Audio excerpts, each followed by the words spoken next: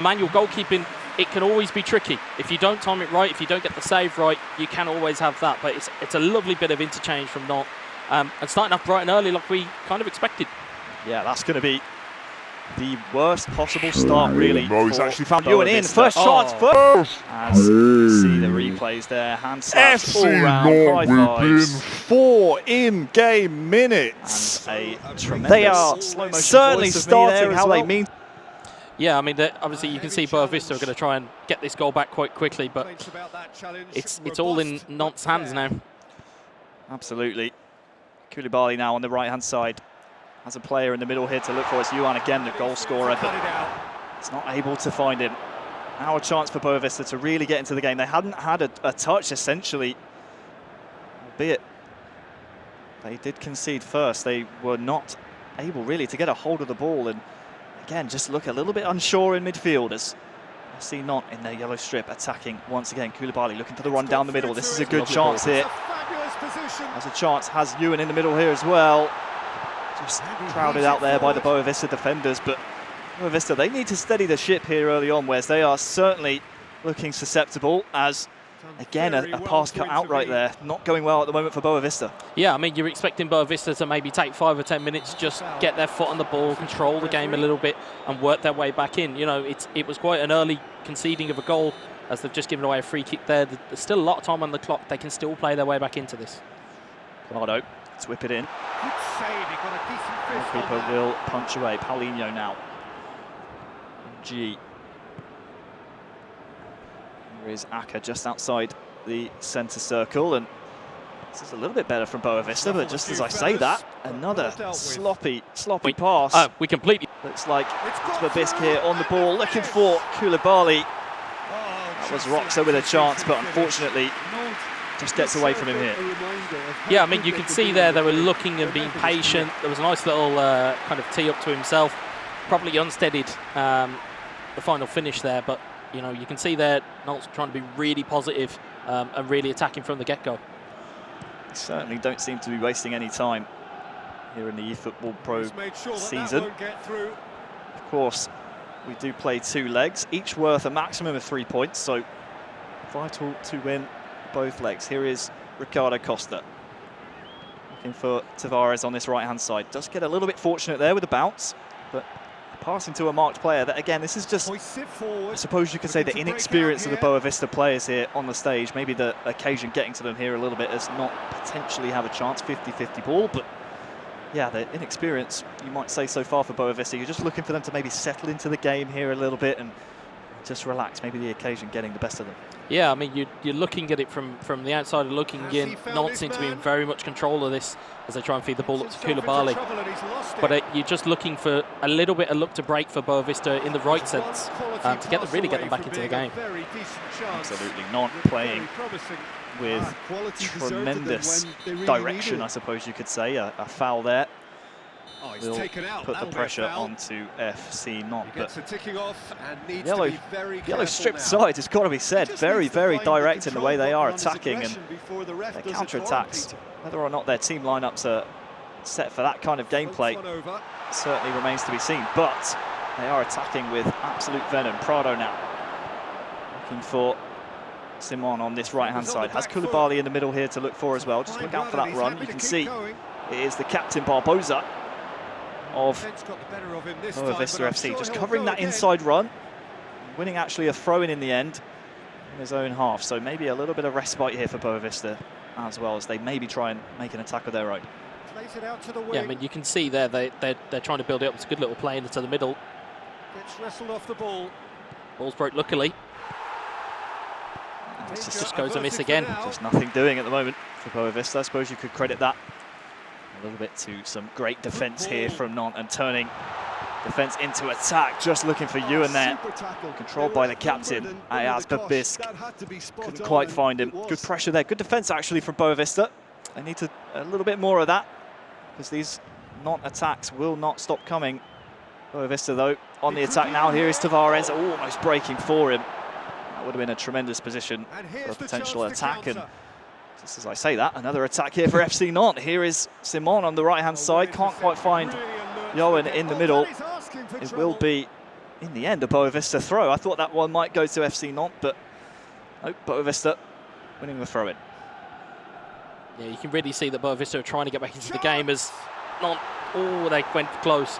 It's these little touches here and there that are really going to define this game.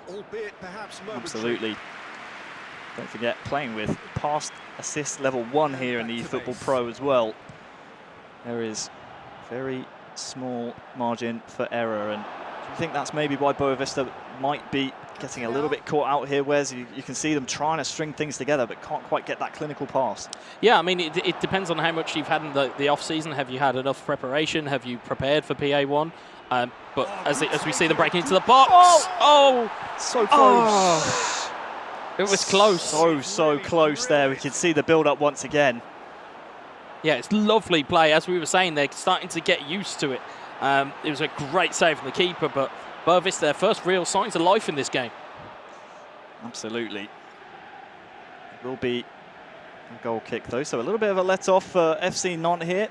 Just 3 in-game minutes, or 2 rather, as it ticks over to half-time. So maybe some changes to come if Boavista aren't too happy with the way they are playing. This is actually given away, though.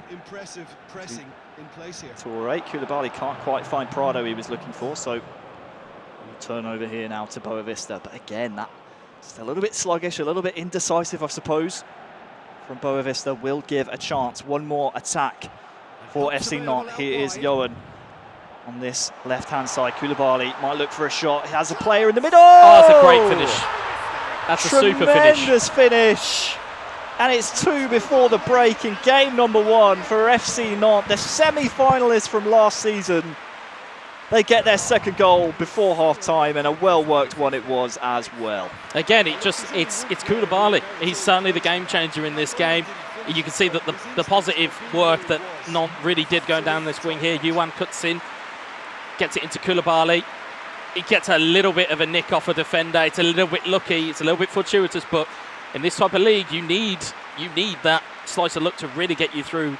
And it was a great finish there from Roscat. Really, really good.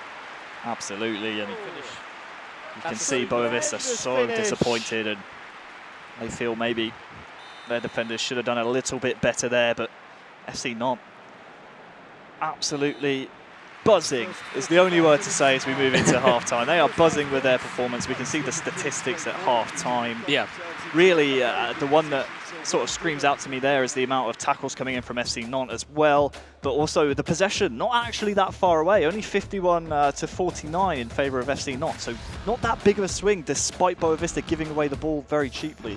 Well, it's the old football rule. It's, you know, you can have the possession, but it's what you do with the ball that really counts. And you know, Nantes, to their absolute credit, have taken control of this game. And like I said, even at 1-0, it was theirs to lose. At 2-0, it is theirs to just control this game and see it out, really.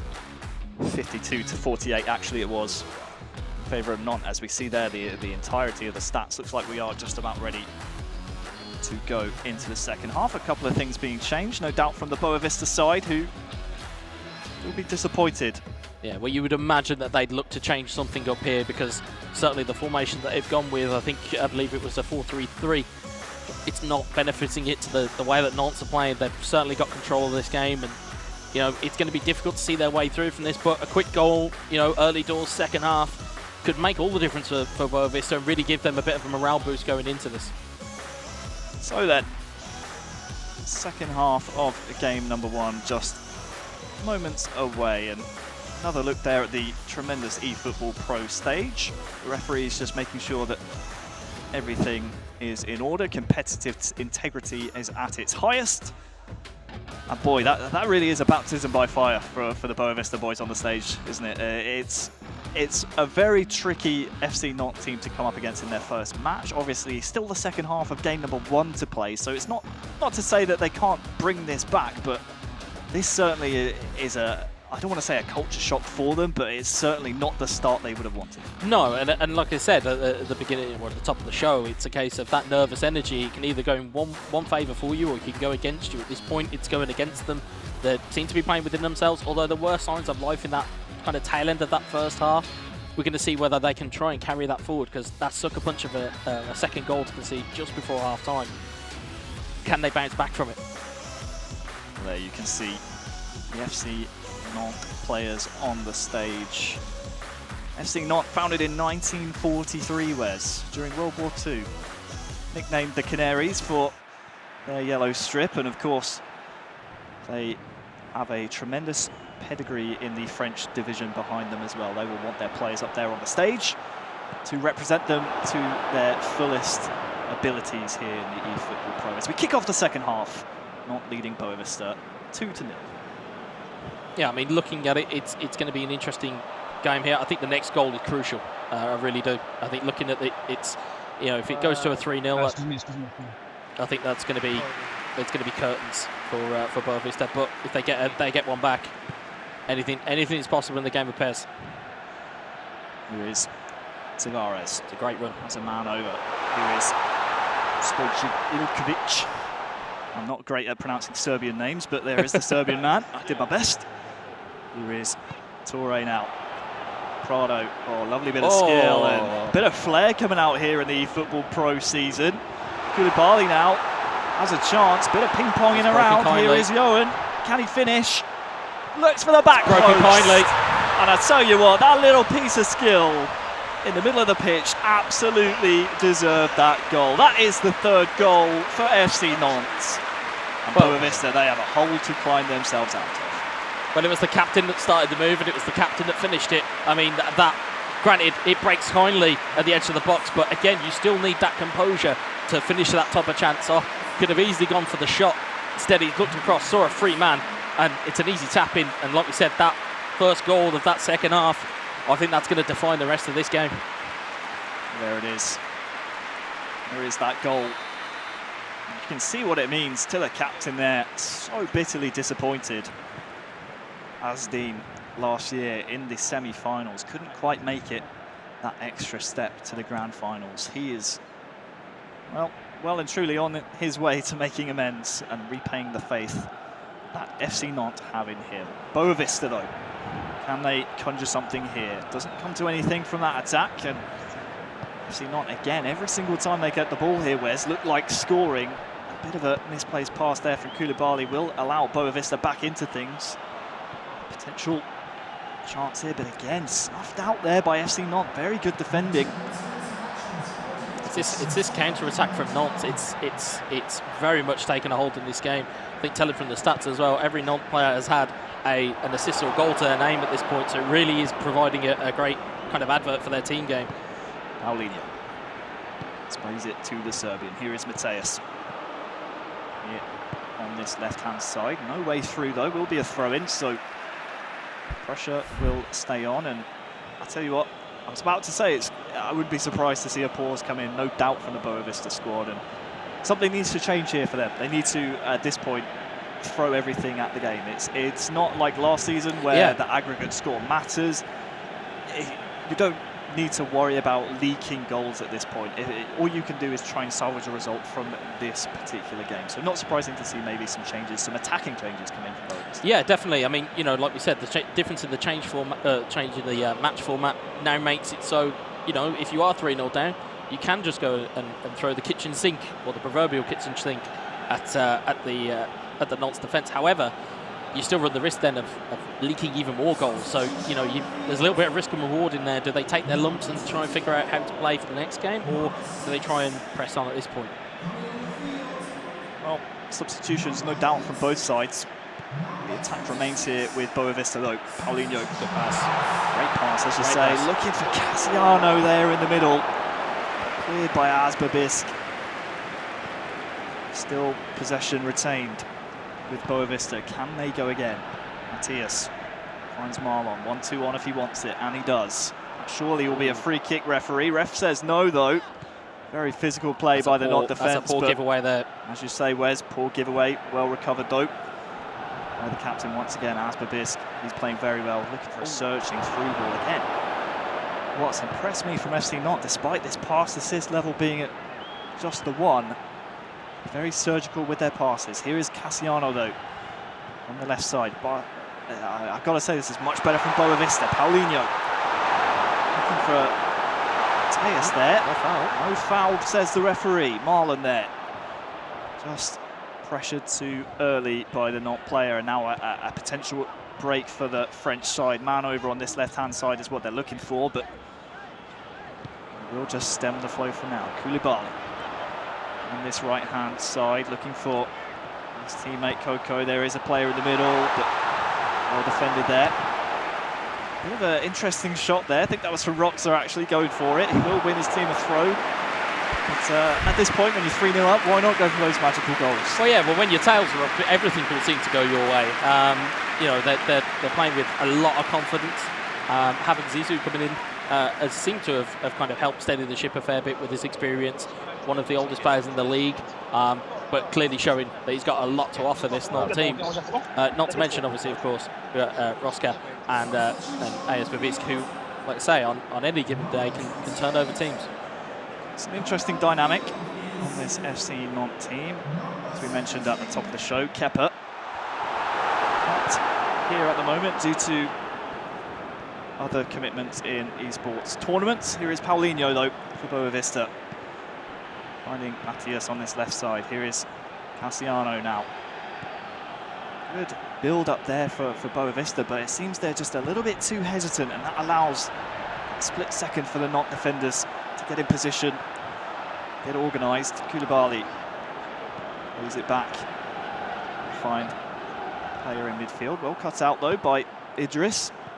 And, oh, this is very dangerous. Here is Simon. Could maybe lay that one off, but it's still very dangerous here for Boavista. And it will be a corner for FC Nantes. Boavista, that's some very suspect defending. Well, this is pressure. It's pressure. It's having the pressure of that front line, that Nantes attacking front line, pressing you at every point. If you've not got Koulibaly challenging you, it's Simon. If it's not Simon, it's Coco. There's a lot of pressure on that back line. Wonderful game number 1 to kick off the eFootball.pro season. Corner here in the 83rd minute. Whipped in, cleared by Yiu. There's Blas, well found there on the left-hand side, looking for Koulibaly again in the middle, but Nantes' vision and the way they are spraying the ball about here, Wes, is so impressive. Throw in though, as Nantes look to continue their assault. Long throw to Koulibaly, looking to knock it down to Simon, but that one will be huffed away. Cassiano making a run on the left-hand side, but oh, Tavares is just offside, a little bit too early. I thought the better option might have been Cassiano on that left-hand side, but just a little bit too early there in the middle. Well, if it's a split second, and now they're back under pressure. You know, defending another Nantes attack. It's those very fine margins in games that will really cost you. Simon here in the middle, can he get to it before the keeper? Not quite, will be another FC Nantes corner in the 89th minute. Will be Roxer to whip this one in. You can see in the camera directing traffic, telling his teammates where he wants them to go. Look out for Koulibaly here at this front post. Boavista certainly know that as well. Keeper's out. That's what happens. You cover the front post with the keeper, leaves the rest of the goal wide open. That will be the 4th goal for FC Nantes. 4-0 against Boavista. If the right one won't get you, the left one will, and especially at that corner, it looked, and it was a great bit of organisation, as we pointed out at the start of that corner. Rossia directing traffic. You know, look like you're going to play the ball to Koulibaly and just disguise the pass into the middle of the box.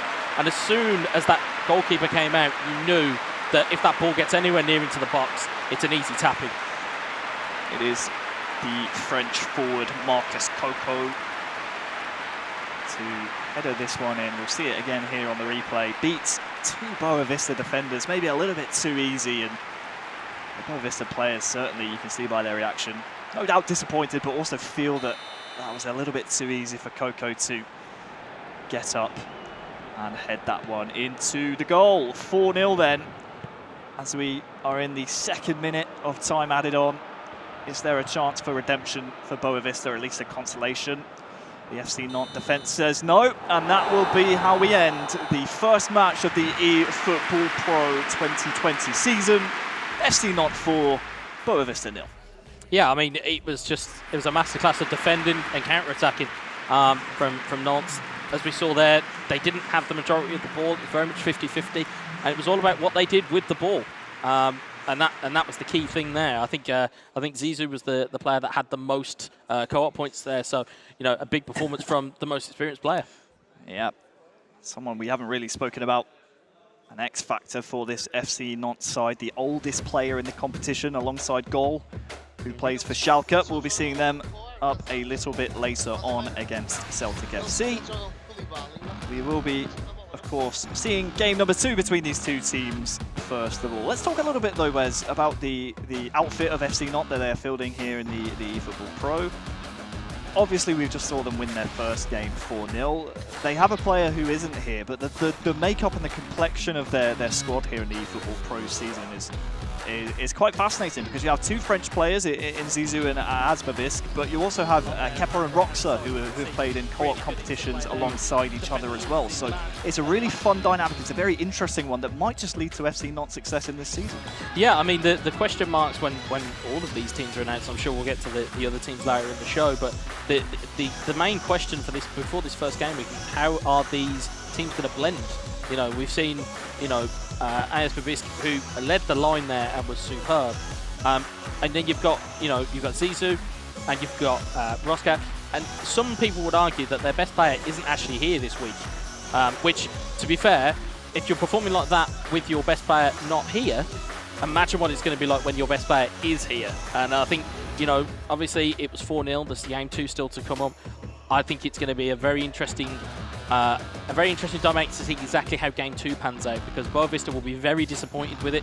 I would anticipate changes in terms of their formation and in terms of their tactics. I was going to say, no doubt we'll see some changes. Anything in particular you want to see? Not so much from their game plan, essentially, but maybe in the way that they play, in the way that they build up attacks that just wasn't working for them in that game number 1 that you'd like to see them change? Well, there were glimpses of really good attacks there. We saw good passing. We even saw, you know, when the orange bar pops up, you'll notice that that's actually manual passing. We saw a lot of manual passing and trying to really create some really good chances. If they can hone that into getting, you know, just one shot on goal where it kind of goes in, the momentum suddenly shifts, and all of a sudden then their tails will be up and they'll be more positive with their outlook. I think with their formation, I think it needs to be a case of you look a little bit more defensively, because Nantes on the counter were very, very good, and they were picking holes at will in that defence. Well, the Canaries will be looking to do that once again in game number 2. The boys are ready. Boavista on the other side.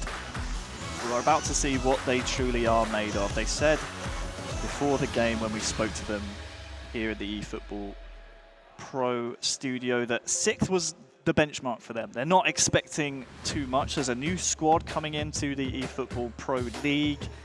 They just want to set themselves a benchmark, and right now they are, I mean, it's a nightmare start for them. Yeah. But I suppose you could argue that FC Nantes are one of the powerhouses here in the eFootball.pro league. Yeah, well, if you look at the makeup of their actual team, I mean, a lot of the pro players from last season were earmarking Nantes as the best team to be because of their physicality, their strength, and like we mentioned, Koulibaly is a powerhouse up front, and it's very hard to break them down as well. Their centre midfield seems to be very, very much packed out and is willing to get those tackles and interceptions. So then, game number 2 between these two teams is underway. Boavista, 0 points from game number 1. FC Nantes taking all 3 with that emphatic 4-0 win.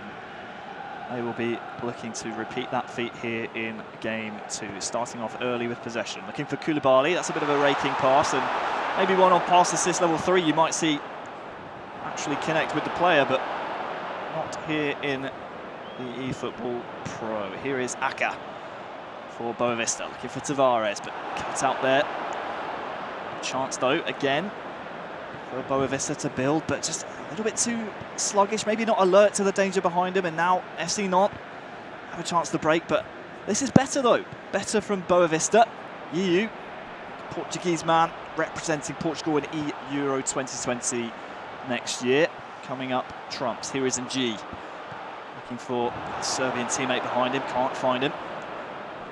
Now here is Simon on this right-hand side. Prado, pass a little bit behind him, but Nantes still have a chance to break here. Simon, again, the target on that right-hand side. Cut out, though. Better from Boavista so far in the opening 10 minutes. Yeah, they seem to be a little bit more aggressive, a little bit more confident with what they're doing. And they're certainly putting a lot more pressure, as you can see Tavares breaking free. Paulinho looking for the What's Serbian the in the ball? middle. Oh, Tavares, ball still alive. Couldn't quite find a teammate. Much better though, promising signs here for Boavista. It is a throw-in in the final third. What can they do with this? Idris on the edge of the box, unmarked at the moment. You can see Asbabisk there, the green marker, doing great work defensively, just marking those players. Will be another throw-in though for Boavista. Better pressure though. Yeah, it seems like a complete different shift from what we had from game one. They certainly seem to be putting the pressure on. That's a bit of a waste. Yeah. But they seem to be putting a lot more pressure on that back line, which, you know, have got to be aware that this team can counter-attack as well. You can see that. Zizou, 2 goals, 1 assist. Certainly the most prolific member of FC Nantes so far. And they are in possession at the moment. As I say that, they lose it. Here is Ng.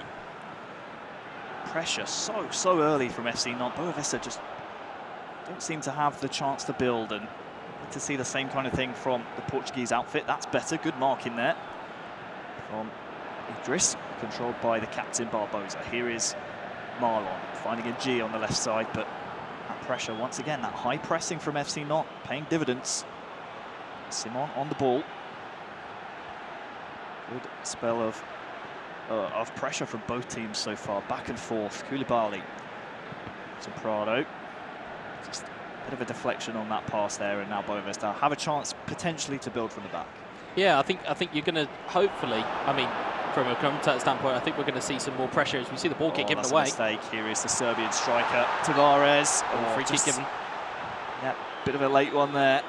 Referee blows up, and a chance maybe for Boavista to get a cheap one.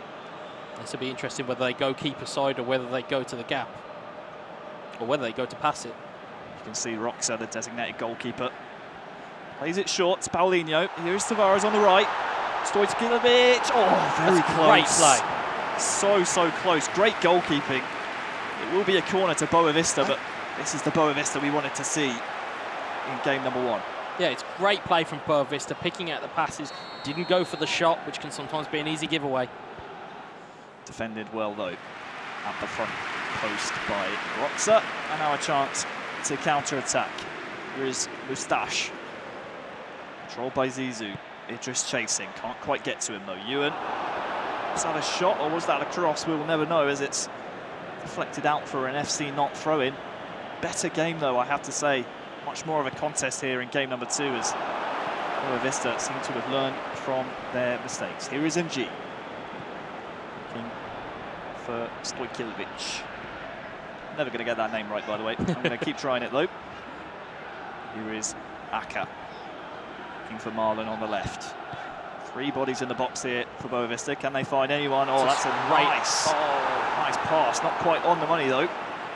So it will go out for a Boavista throw. 57% possession for the Portuguese outfit. Looking for the Serbian in the middle once again. Tavares on the edge. Finds Paulinho. Okay, again looking for a man in the middle. Tavares off the post! And it's the Serbian striker! It stands. Who gets the goal? The goal stands, as Wes says. So much better from Boavista. We said they were the unknown quantity coming in. And they lead game number 2, 1-0. Well, you could see that coming from Boavista's standpoint. You could see this little interchange here. Granted, they didn't get the first pass, but this little interchange, you know, you've got one of their players who just peeled off just in case that ball, you know, they gambled in case that ball came back, and the gamble pays off, and they've been so much better in game 2 than they were in game 1. Nikola Stojkovic. You're getting That's a mouthful with the goal. But no, it's great for the tie. Certainly a point man for FC Boavista, but you're right, it's tremendous for the tie. And now FC Nantes, let's see what they can do on the back foot. Simon looking to try and reply as instantly as possible. Ewan, it's just knocked off the ball by Aka, and here is a pass looking for Ng, a little bit loose. Boavista, tremendous bounce back ability, and that's something you're going to need in the eFootball.pro season. Such a long season. We have the winter break coming up, and certainly don't want to be going into it on 2 back-to-back defeats on match day #1. Tavares looking for the ball. Good pressure again though from Boavista. They're certainly learning, trying to play a little bit higher tempo. That's a lovely long ball though, cut out very well. A bit of a panic clearance though. I mean, it was, but it's much better than Koulibaly being in on goal. Barbosa, I think that was actually, club captain for Boavista, snuffing that one out. And now a corner for FC Nantes. They, don't forget, conceded in the 91st minute for the corner in game #1. Defensive clearance. Better than Boavista this time though. Defensive clearance, as you say, once again from the captain, Barbosa. Tavares for the 1-2 with Marlon. He finds it. Stash though. Better in defence. Chance here for FC Nantes once again to get themselves back into the game before the half, which is rapidly approaching. Just heard the Boavista players on the stage a little bit frustrated. That was a bit of a sloppy tackle. They maybe could have got the entirety of the ball. Instead, it's a kick to FC Nantes, and that will be a goal kick, and no doubt the final kick of the half. Yeah, I mean, I think what to anticipate from the second half. I think you'd expect a little bit more panic from Nantes. As you can see, that Boavista have been the kings of possession, 62%. They've been all over it, and you know, the way that they're playing at the moment is at a way better level than what they were at the start, and finally maybe showing that those nerves have kind of melted away a little bit from game 1, and now we're starting to see the real Boavista show up in game 2. Key statistic for me there was 0 shots at all from FC Nantes. How clinical they were in game 1, that's not something we would have expected here in the second leg of the tie. And credit to Boavista, as you said, the adjustments have been made, as some very quick adjustments have been made here in the second half of game #2. The adjustments were made, and it certainly has paid off very well. Here's Ng though for Boavista. A second would put them in great stead for the result here. Here's Aka, has Tavares in the middle looking for him, but good defensive work there from the Nantes players. A little bit sloppy, maybe a bit panicked here. Gets away with it though. Looking for Simon on this right-hand side. Trying to provide a run is Koulibaly. He finds him. Ewan in the middle. This surely must be a goal. Tremendous goalkeeping there. Once again from Barbosa of all people. Well, and as we said in the first game, if you get manual goalkeeping correct, it's, you know, it's a game saver. And that right there, you can see Barbosa takes control. It's a great save. But again, Simon providing a real outball for Nantes at the moment to try and get back into this game. Rafael Bracali, the Brazilian goalkeeper for Boavista, will be called into action here once again. Punch is clear, only as far as Toure, finding Simon. Ewan pressured early again from Boavista. This high pressing game is such an advantage here for Boavista. It's something that FC Nantes were doing to them in game #1, and it's working for them here. Here's Koulibaly though, has Simon in the middle. Can he find him? Yes he can, but he's not got the best angle here. Koulibaly again in the middle. Ewan not done yet, looking for the chip. Marlon again. Barbosa, the captain, clearing his lines and providing an outlet here as well to Ng. Tremendous play. But it's this resistance now that Boavista have built up. They've all of a sudden just, you know, they've got into this defensive mindset of, we've got a lead, we need to hold it, and they're really battling down the hatches. Oh, wow. A lovely bit of interchange. Onside as well. Oh, it's a great goal. That's a super goal from Boavista. That's the second they were looking for. Tremendous build-up play. I can't wait to see this replay, because wow, it was it had everything. Bit of flair, great teamwork. I thought he might just be offside as this ball was played, but number 13 there for FC Nantes, a little bit sluggish to step up, and that's tremendous. Amazing for Boavista. Barbosa again holding his run. It's a brief stop, and then he goes. You see that little drop that he did just to make sure he was onside. Keeper gets a leg to it, but it spins over him. But that build-up from Boavista, I mean, we were talking about creativity, about PA1. That's the type of creativity you can have. And look at the passion from the Portuguese men there up on the stage, representing their Portuguese club here in the eFootball.pro 2020 season. And they are 2-0 up in a game number 2 that we thought unlikely they might even get a result out of at all after that game 1. I mean, you looked at their performance in game 1, you went, oh, this doesn't look like a decent Boavista side. And instead, we're looking at it now and we're going, wow, this is a team to watch out for. They're very good in terms of their defensive play at the moment. They're locking down the game so that Nantes don't really have an opportunity to get back into it. Obviously, there's tactical changes happening at the moment. We'll be interested to see exactly what changes are going on. I think it looks like it's on the Boavista side, maybe. You can see the Nantes team are in discussions at the moment as to where it's gone wrong. Captain there for FC Nantes, Asnin. Just trying to figure out exactly where the problems lie here in game number 2 between these two sides. But, I mean, it's almost a mirror image of game number 1, isn't it, Wes? Where we said a 2-0 when FC Nantes are up. Do we say the next goal wins the game, or do we say, you know what, there's still time here for FC Nantes to get a result, even if they go 3 down?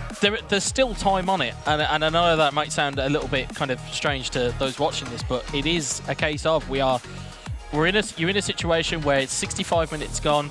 You're looking to whether you're going to put substitutions on. Sorry, 60 minutes gone.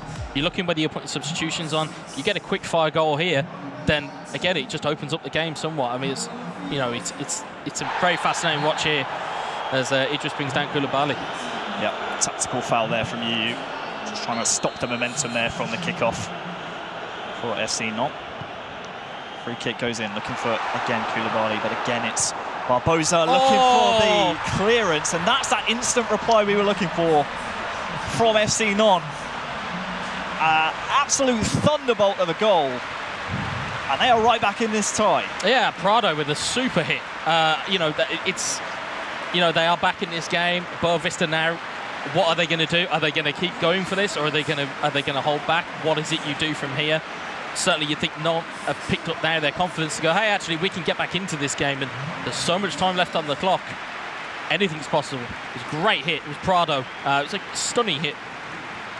Absolutely tremendous hit. And there's not much you can do about that if you're a goalkeeper. Amazing. And it's the goal that FC Nantes needed. Boavista now just up by the 1 goal. We'll see what they have in retaliation, and again another test of their mental fortitude. I said before the match, not expecting too many great results. This would be a tremendous gap to take though. So early on in the season as well, something to take into the winter break and really focus on as a positive if they can hold. Here is Cassiano. G open on that left side, but great pressure there. Here is Coco. Luzo in the middle. Just tackled by Idris again, who is on a yellow card, so they need to be very tentative with their tackles. Tavares on the right-hand side. Looking for the 1-2. Don't think Barbosa was quite ready for that one. Be a corner though. Paulinho to whip this one in, and Boavista are able to get a goal from this. This would be absolutely wonderful for their chances of sealing a victory here. Tavares looking for Cassiano, maybe a little bit too fancy. Back to Cassiano though, looking for Tavares. Great defensive work right there from players on FC Nantes. Still pressure though. And G. Idris here on the left-hand side. Cassiano will just about get there, but will be pressured early. Will be a Boavista throw though. Good spell of pressure though from the Portuguese outfit. I think at the moment, the more time that Boavista spend in this half, they're just winding down the clock here. Not necessarily in a keeping the ball, but the more time they spend in the Nantes half, it's giving Nantes less time to get that goal and make it 2-2. But like I said, we've got out balls all over the pitch. Bamba's on now. There's a lot of elements there, but Boavista again keeping the ball. They're letting their momentum just do the work. Clock is certainly their friend at the moment. Here is Yu on the left-hand side. Bit of a fake cross there. Not going to full Zizou as he is back on the ball here again with Koulibaly. Now to Loza in the middle. Strafed out and absolutely blown blasted into Rosette there by a Boavista midfielder, as more changes still to come. But the clock definitely not on the side of FC Nantes. The problem I have with Boavista still attacking and keeping pressure on is that they're still leaving that door open, though, aren't they, Wes, to that tremendous FC Nantes counter-attack. And yeah, it's something that got them 4 goals in game number 1. Yeah, I mean, you know, you're looking at, from this stance, you're looking for, does this Nantes team have enough stamina? Does their players have enough stamina? Have they utilised their substitutions enough? You can see the Coco's now on as well. Like, they do have wingers now that are full of legs, so if they get an out ball, you could see an equaliser. And for Koulibaly once again in the centre of the pitch. Pressure though for Boavista. Here's Cassiano with the ball. Maybe rushed it a little bit in the end. Will be a 50-50. We'll see which way this one's awarded. I think it's actually a Boavista throw, and it is. So 10 in-game minutes to go for Boavista to hold on to what would be a fantastic 3 points in the first match day here in the eFootball.pro. Bamba finds Koulibaly on the right-hand side. This is dangerous. Prado in the middle, can't quite get his head onto it. Chance maybe for Boavista to break, but they have to get it out first, and they do just that. Breaks kindly to Tavares. Once again, chewing away at this clock. Cassiano making a run deep, but Tavares is the target. Look out for Cassiano. He is here in the middle again, through one-on-one. Can he finish it to put the result to bed? Oh! No, he can't. Great save by Alban Lafont in the FC Nantes goal. Gives them a chance. You can see there that little bit of manual goalkeeping. You know, it was adjusted, then they went back to AI. It may have played into the eyes of the Boavista front line, but you're looking at this now, 3 in-game minutes plus a little bit of stoppage time, and they have the ball in the Nantes half, and it's a corner. You could only think that they're looking at maybe keeping this in the corner, a little bit of gamesmanship to maybe keep these 3 points. Exactly what I was going to ask you, whether or not it's worth them even trying to play the territory here with so little time left on the clock. So tense, and this first match of the eFootball.pro 2020 season has been all fireworks. Despite the absolute drubbing in game number 1, Boavista have not given up whatsoever and are on the brink of what would be an amazing result. If you look at this, it's a great advert for the league. Just to start with, if this is game 1 of match day 1, Lord knows what's going to be happening by the end of this match day. So tense. You can see both sets of players there on the stage still making tweaks. They do not want to put a single foot wrong in these last 2.5 minutes plus added time. You can see there their body language. Again, for FC Nantes, Roxa seems to be calling the shots, and he knows it's such an uphill battle ahead of him in these remaining 2.5 in-game minutes. But like you said, the body language, look at FC Boavista. They are focused, they are ready.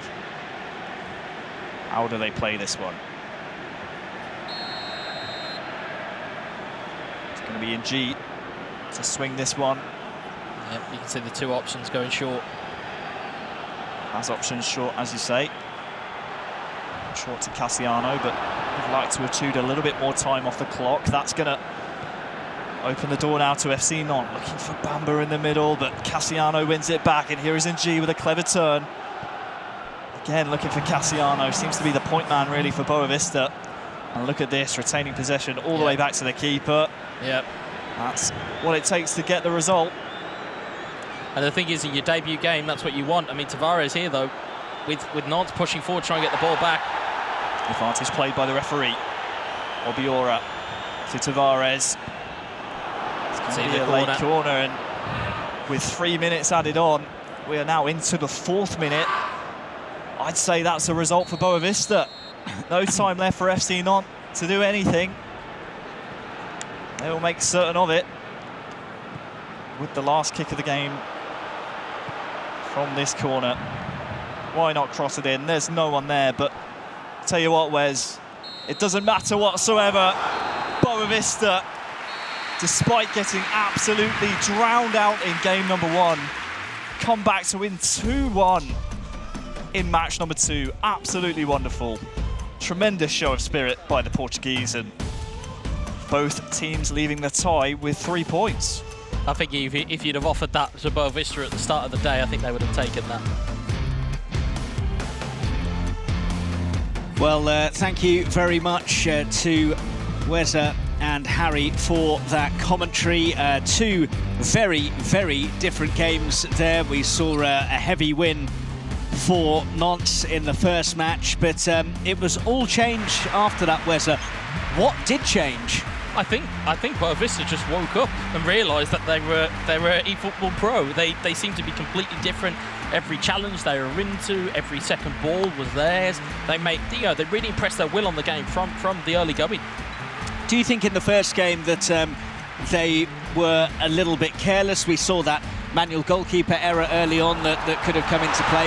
Did they just warm up as the match went on? Yeah, I think, if you're in a scenario like this, you're in brand new surroundings, you're in a brand new league, you're with a brand new team, all of a sudden that kind of can change absolutely everything. And I think them having that first game to really get adjusted, really, although they lost 4-0, it was probably the best thing for them. It was a jarring to go, hey, this is the standard you're at, this is the standard we need you to be at, and lo and behold, they really turned it around second game. And what about Nantes? Because having won so comfortably in the first game, they'd have fancied their chances of getting another victory. Will they be asking themselves, hold on a second, we've really messed up here? Well, I mean, the first game, they took advantage of debutants. They really did. They were the professionals that they've been for so many, tournaments and years, that it was just that type of performance. That going into the second game, you could argue that maybe a little bit of complacency maybe crept in. Maybe they thought that the game was theirs already. But certainly the resilience of the young Boavista team, I think that just changed everything.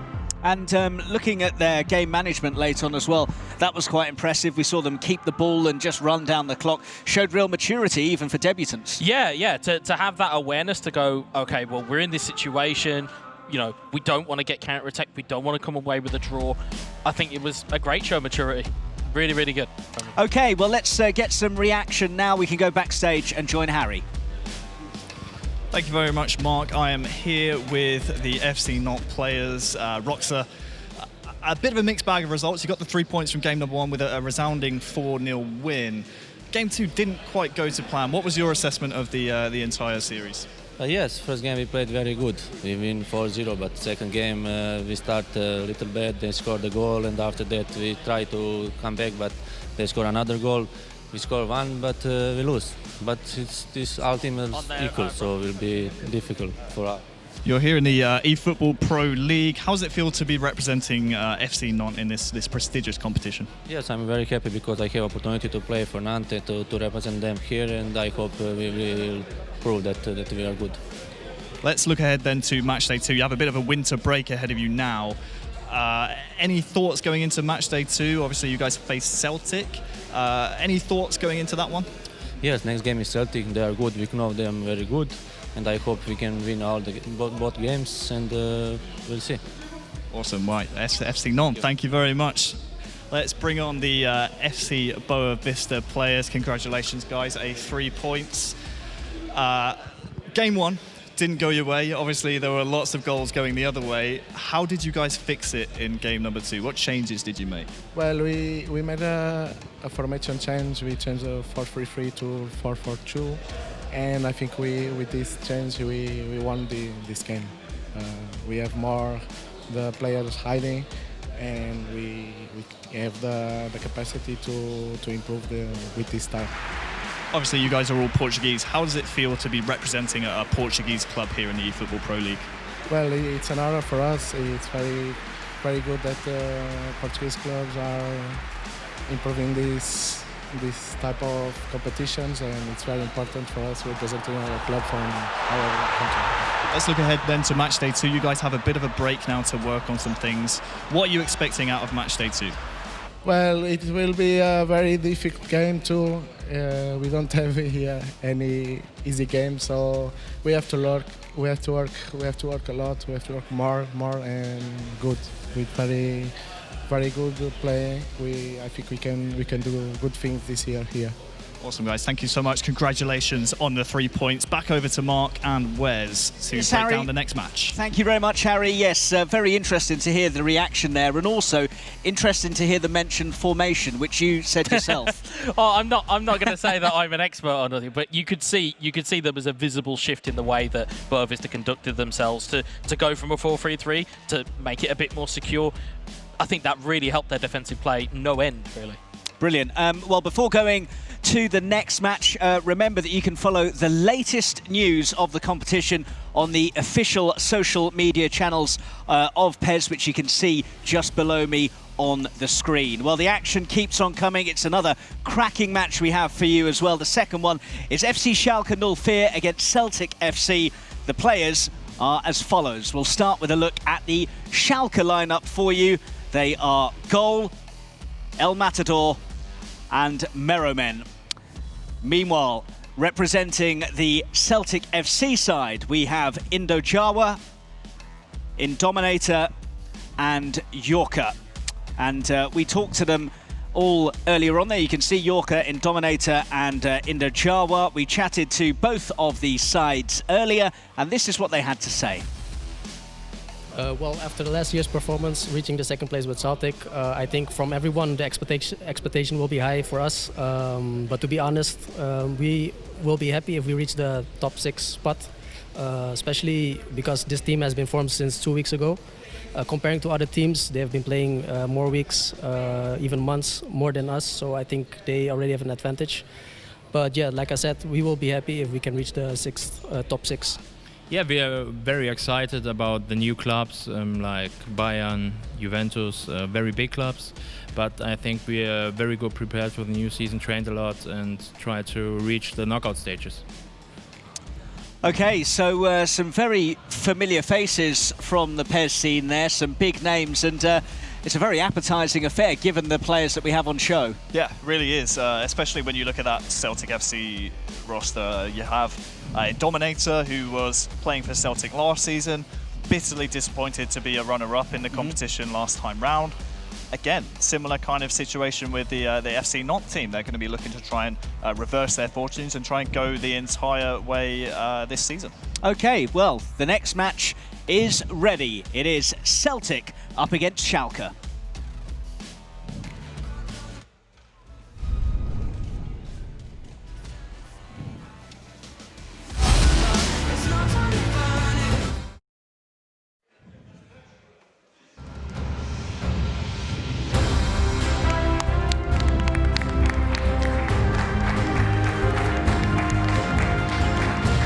Welcome guys, check your hand.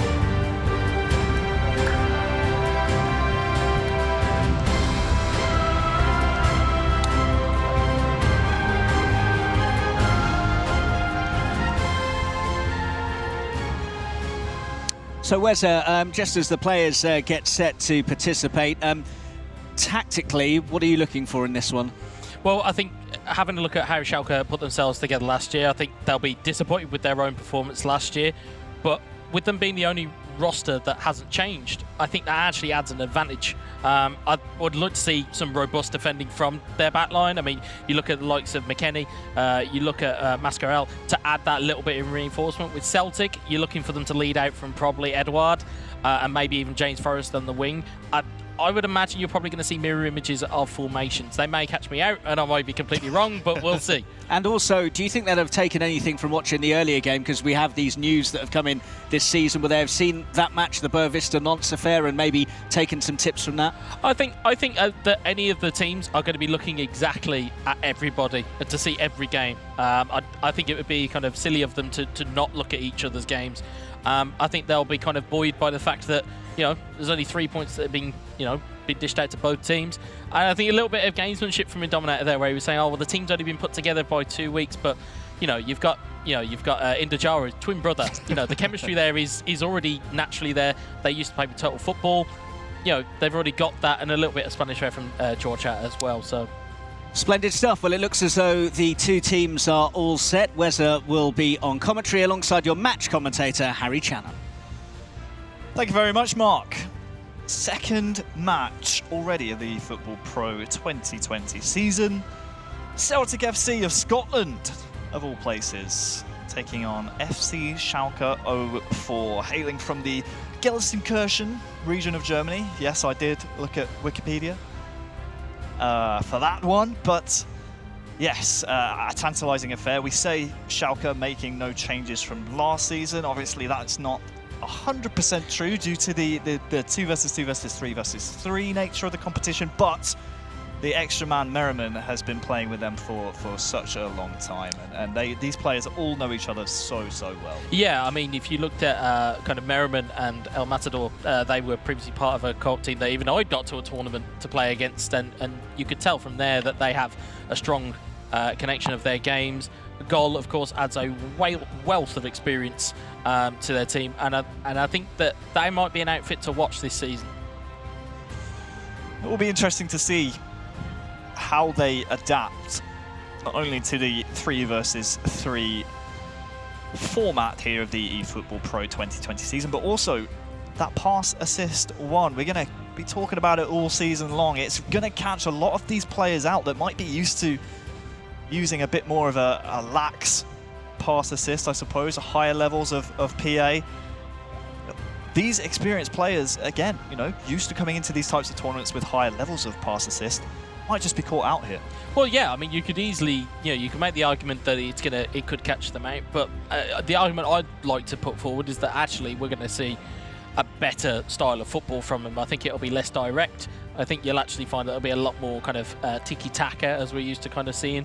And I think you'll see a lot more, as we saw from Boavista with the goal that they scored in the previous game. I think we'll see more of that, and I think we'll see a better quality of play as a result. So we are moments away from kickoff. FC Schalke 04 taking on Celtic FC. Both of these two teams participating last season didn't get the results they wanted, although you could argue the men on your screen representing Schalke, the more disappointed of the two, not even making it into the knockout phase. They were knocked out in the regular season after failing to qualify. Celtic, on the other hand, led by Indominator, back when he and Eldridge O'Neill were playing under the boys, got to the semi-finals, fell short in the end to AS Monaco, but I mean, it's better than going out and not even getting into the knockout stages, I suppose. Yeah, I mean, you know, you can easily say, you know, from a pro player's perspective, you'd be disappointed if you're not making knockout stages. And that's why I think that the Schalke team are actually ones to watch, because that disappointment will probably fuel them more than any other team that we have here. They're obviously incredibly proud to wear the shirt. They're incredibly proud to represent Schalke, and I think that, coupled with a bit of fire in the belly, might just put them over the edge, and I'd have them down as dark horses. Dark horses of Schalke 04, I like that. I'm going to be keeping an eye on them for the rest of the season, whereas, of course, representing Schalke, such a prestigious German footballing team, established 115 years ago, have European success back to the 1996-97 season. So these players have a lot to live up to, but we talk about success. Yeah. What team embodies success more than their adversaries here? Celtic FC, 50 Scottish League titles, 6 domestic trebles, 19 domestic doubles. Yeah. You could argue maybe a lack of competition in Scotland, but you still have to beat who's in front of you. Of course. And these players, again, going to have to live up to the Celtic name and the banner that represents such a prestigious footballing organisation. Yeah, well, I think if you've got, you know, the likes of Indominator and Indajawa representing your club is in a very good spot. And I think the addition of Georgia will actually kind of really add some spice to that team. They're, you know, I spoke to them beforehand, they were talking about, you know, he brings in a degree of tiki-taka. That is Indajawa and Indominator's wheelhouse. They love playing tiki-taka, they love playing passing football. And, you know, if you can add an extra person there of a similar mindset, you're off to the races with a really good team. So this, again, you know, I hate to sound like a bit of a parrot, but it is going to be a fascinating watch. It really is. And We are moments away from kickoff, from witnessing what could be, as you say, a fantastic, tantalising affair. Thumbs up from the Celtic squad, no doubt reciprocated by the Schalke boys as well, as we are almost ready to kick this one off. I like the way you bring up Indominator and Ninja though, obviously twin brothers of each other, as the game gets underway. 2018 World Finals, runners-up. Again, I hate to notice a pattern here where there might not be one, but runners-up with Celtic, Indominator, runners-up in the World Finals in 2018. Could he maybe be branded as a nearly man? Is that fair to say? No, I think the game is there for him. The game is there that he has that game within him. It's just, you know, if you're coming up against teams like Monaco, you know, Barcelona, those types of teams, it is gonna be an impactful, you know, experience. And then if you are, you know, in Dominator, you have to have steel to come back. I mean, Celtic really positively here.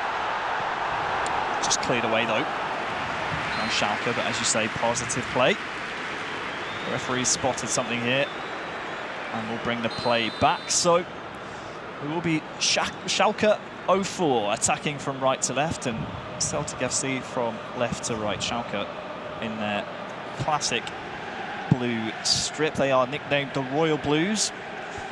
No points for guessing why that is. Here is Johnston trying to find his teammate in the middle. Abil Bentaleb out to Caligiuri. Finds the player here on the left-hand side, pressured early by Celtic, but here is Merchant. Cleared away though by Celtic, and chances for both teams early doors. Nothing doing just yet though. Yeah, I mean, you can see again, you know, very reminiscent of game one, trying to feel their way into it. And you can see that they are just trying to just feel out, okay, so where are Celtic going to defend from, where are Schalke going to defend from, and just take it from there. I think, you know, for Schalke, I think you're potentially looking at Animi Harit as their real point man.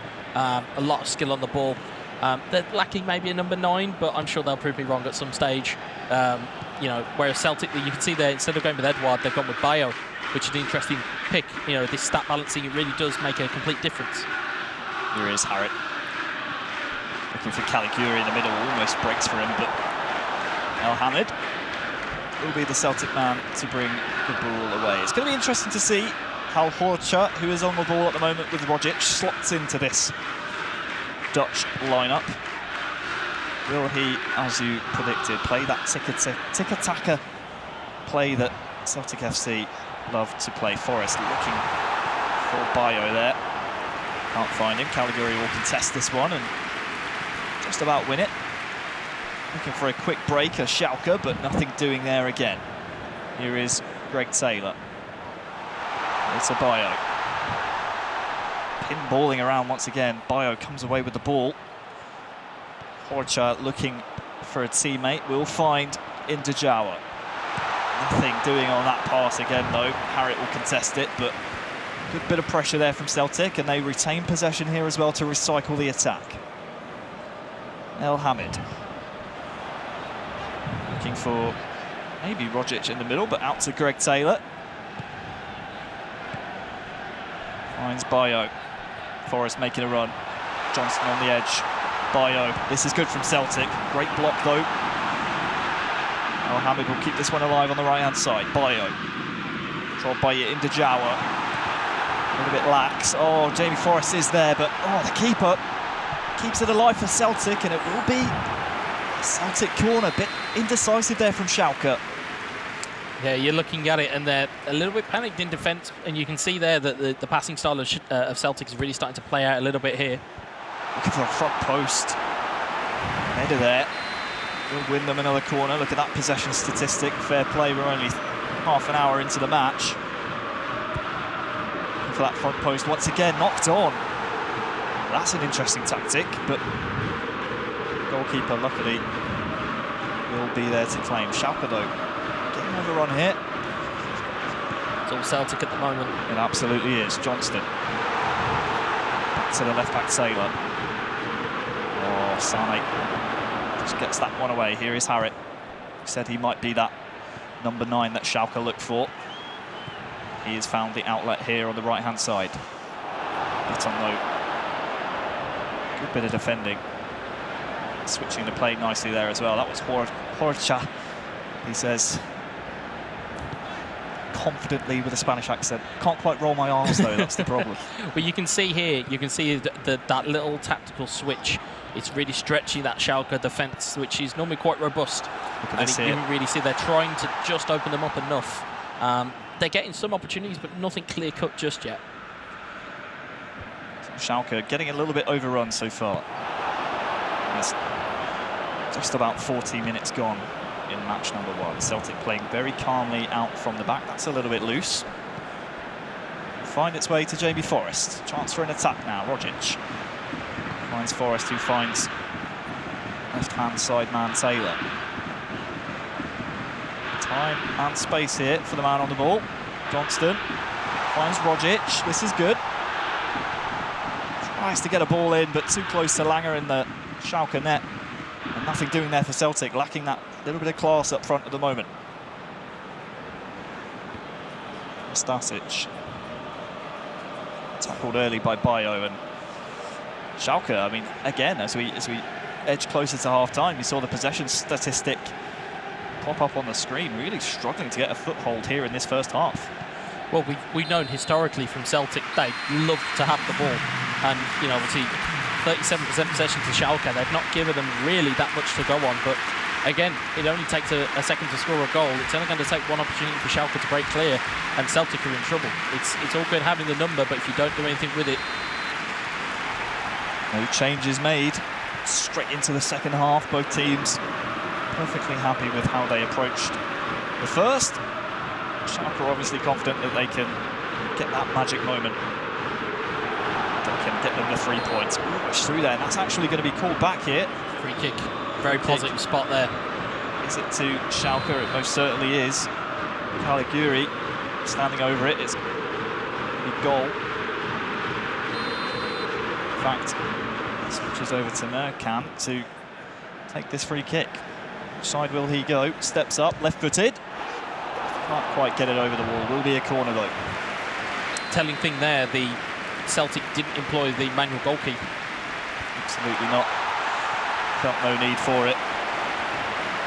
Mascarell dispossessed by Taylor. Here is Forrest for Celtic. Into traffic. Too much meat, I suppose, in the middle of the pitch there, and dangerous ball looking for Caligiuri. It's a great looking ball from Harrit. You wondered whether or not he might be that 9 that they need. Ended up being a tremendous winger in that instance. Harrit will chase it here once again. Taylor with some defending to do. Well played though from a dominator, clearing his lines, and Celtic able to build from the back. Here is El Hamid to Rogic. Looking very comfortable on the ball, Celtic. Very comfortable, but a little bit too eager to be sprinting there as the Celtic man, and the referee will pull this one back. It's an interesting one, because I thought Schalke had an advantage to be played with there, but they will retain possession. 55 minutes gone. At what point, Wes, do you maybe start to look at your bench and bring on some impact players? Because both teams have had their chances. I suppose you could argue Celtic with a firmer grip on the game, but is it a stick or twist mentality at this point? We'll come back to that as Schalke might just wrestle their way through. Wrestled down in the box though is the Schalke man. Well, I'd look at it now. I think these types of times around about 60, 65 minutes. For those viewers watching, they know how important that type of time frame is to make a sub. And I think looking at it, I mean, if there's a goal that comes in this next couple of minutes or in this break of play, I think you'd be looking at substitutes to try and swing it back in your favour. Weird there by Taylor watching that run. Johnston's there as well. Indajaya back into his teammate and twin brother and dominator. Clears it wide to Horcha. Forrest is in down the right-hand side here, looking for Bayo in the middle. Controlled by Indajaya, will find him. There is Horcha! Oh, that was a great opportunity. Goalkeeper stands his ground, and deadlock still here in this match between these two sides. Harrit on the left, but excuse me, down the right, but it's Caligiuri the target. Fraser Forster in goal. Gladly collects that one. Just going back to that Celtic chance, the last person you probably want on that is Taylor, your left back. If that's somebody like an Eduard or a Tom Rogic, you're probably talking 1-0.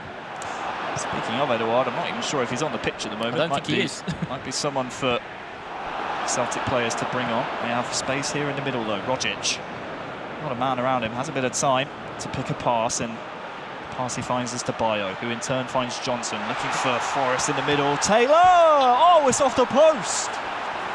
Lovely shot, and I thought that one was nestling in the top corner. These chances keep falling to Taylor as Schalke got on the counter. Bit on defending. Harrit. Caliguri was waiting in the middle. Good defending here. Both the Sonneveld brothers covering there, but Caliguri wide open. Wonderful save. And what's it going to take for one of these two teams to score? Panicky defending. This one a gift. It's one of those pitfalls you have of playing a possession game, is that if you get caught out of the back and there's players waiting in the box. But it was a good bit of manual keeping which saved the day for Celtic. 75 minutes gone. The left kneecap of Fraser Forster, the difference between a Schalke lead and us being in the situation we're in right now. Celtic FC. They've had their chances. Well, both teams now have. It's now not a case of, oh, well, one team's had a chance and the other. We've had two from Taylor, hit the woodwork with one, hit the keeper with the other.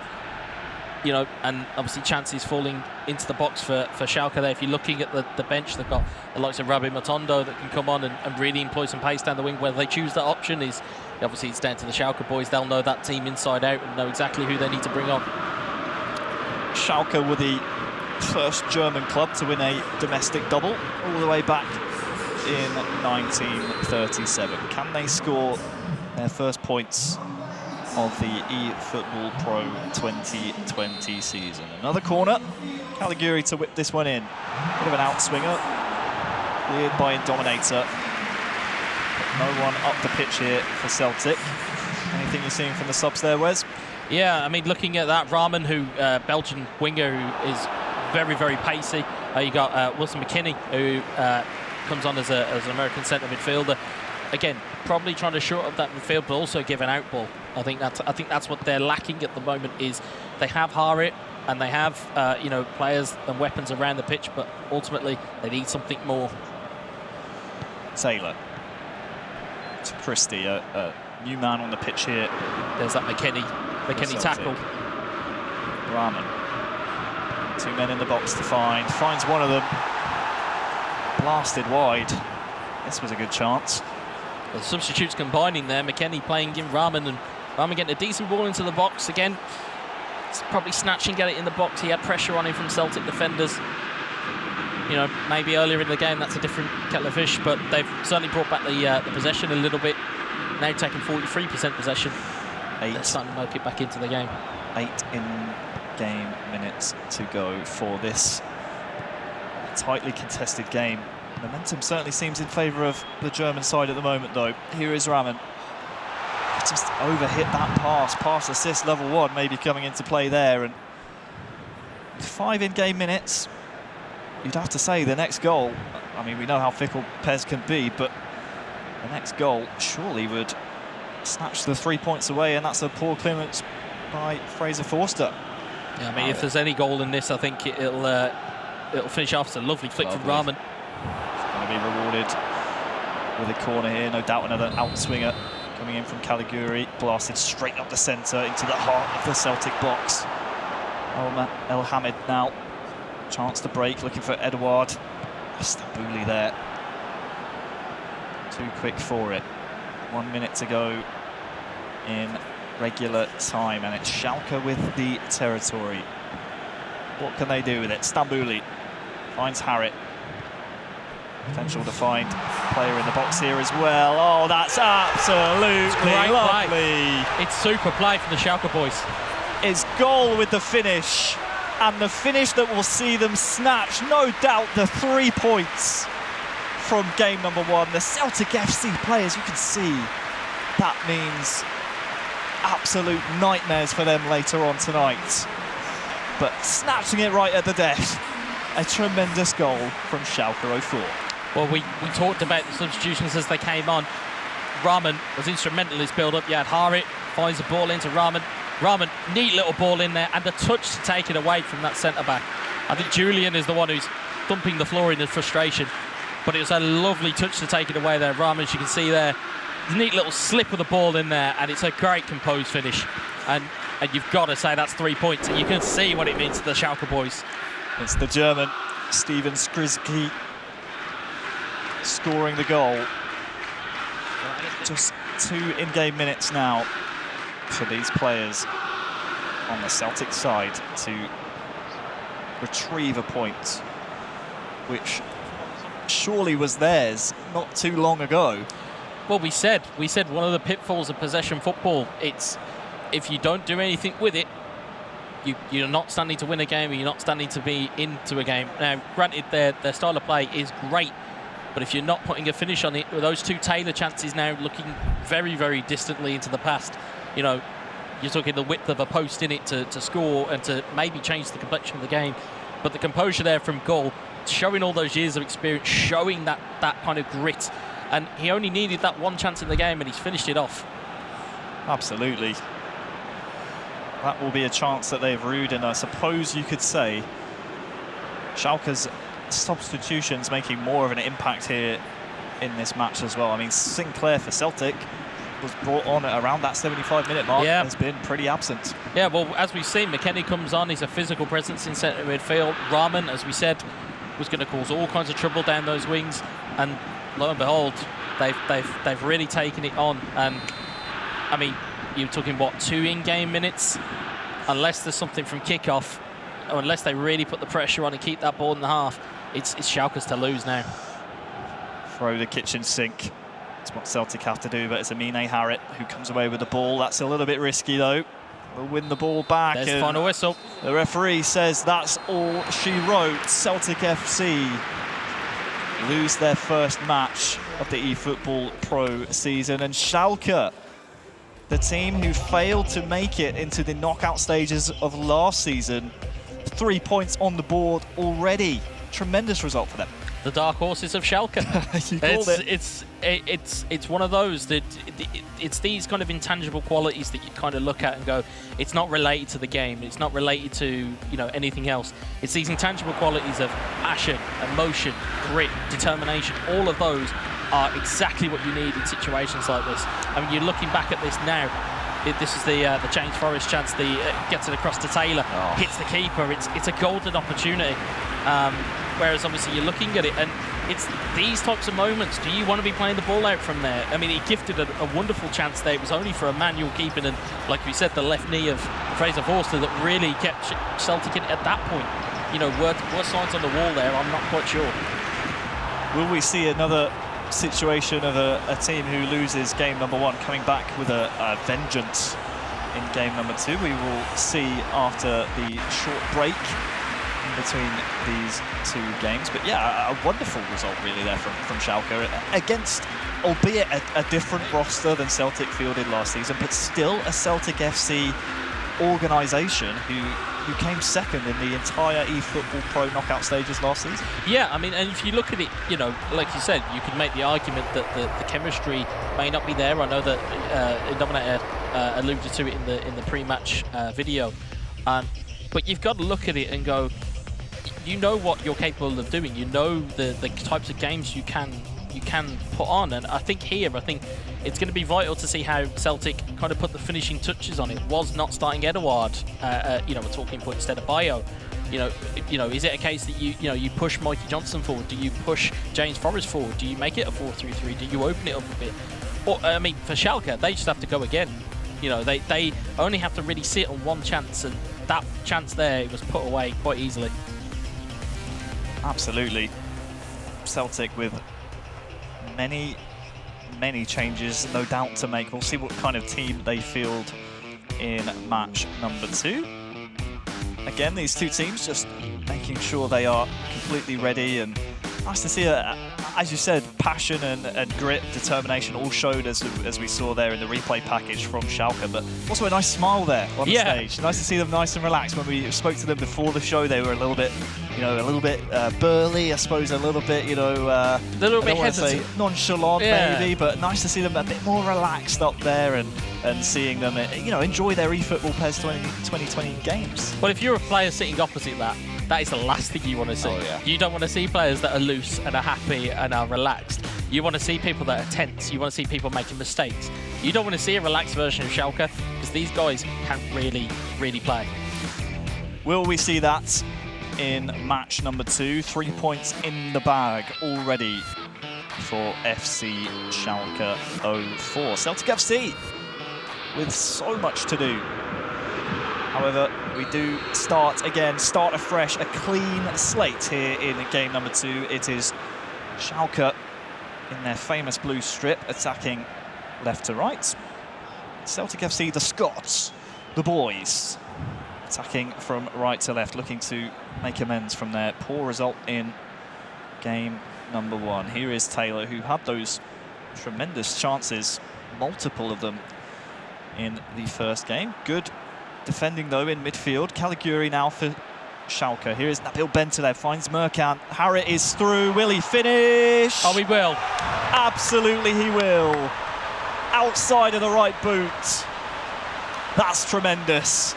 And Schalke, the dark horses of the eFootball.pro 2020 season, have gotten off this game absolutely on fire.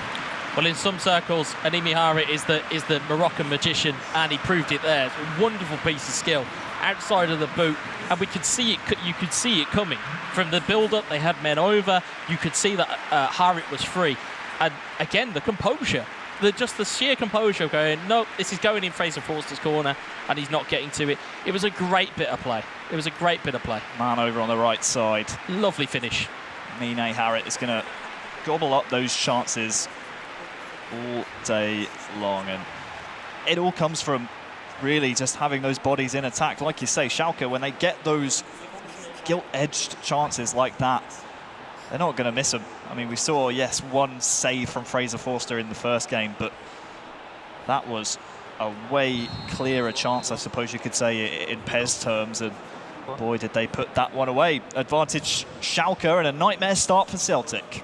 Well, looking at it, is the expectation from Celtic, being previous finalists, is that weighing down on them, that tag of we're finalists? Is it weighing down, or is it just the case that they've just got unlucky and had the wrong players in the wrong spots? Chance though, maybe if it can trickle through to Bayo. But you're right, a lot of pressure on Celtic to live up to last season's expectations. Lovely ball. Can he find a player off the line by Bentaleb? I mean, unbelievable. That is great defensive work from Merriman.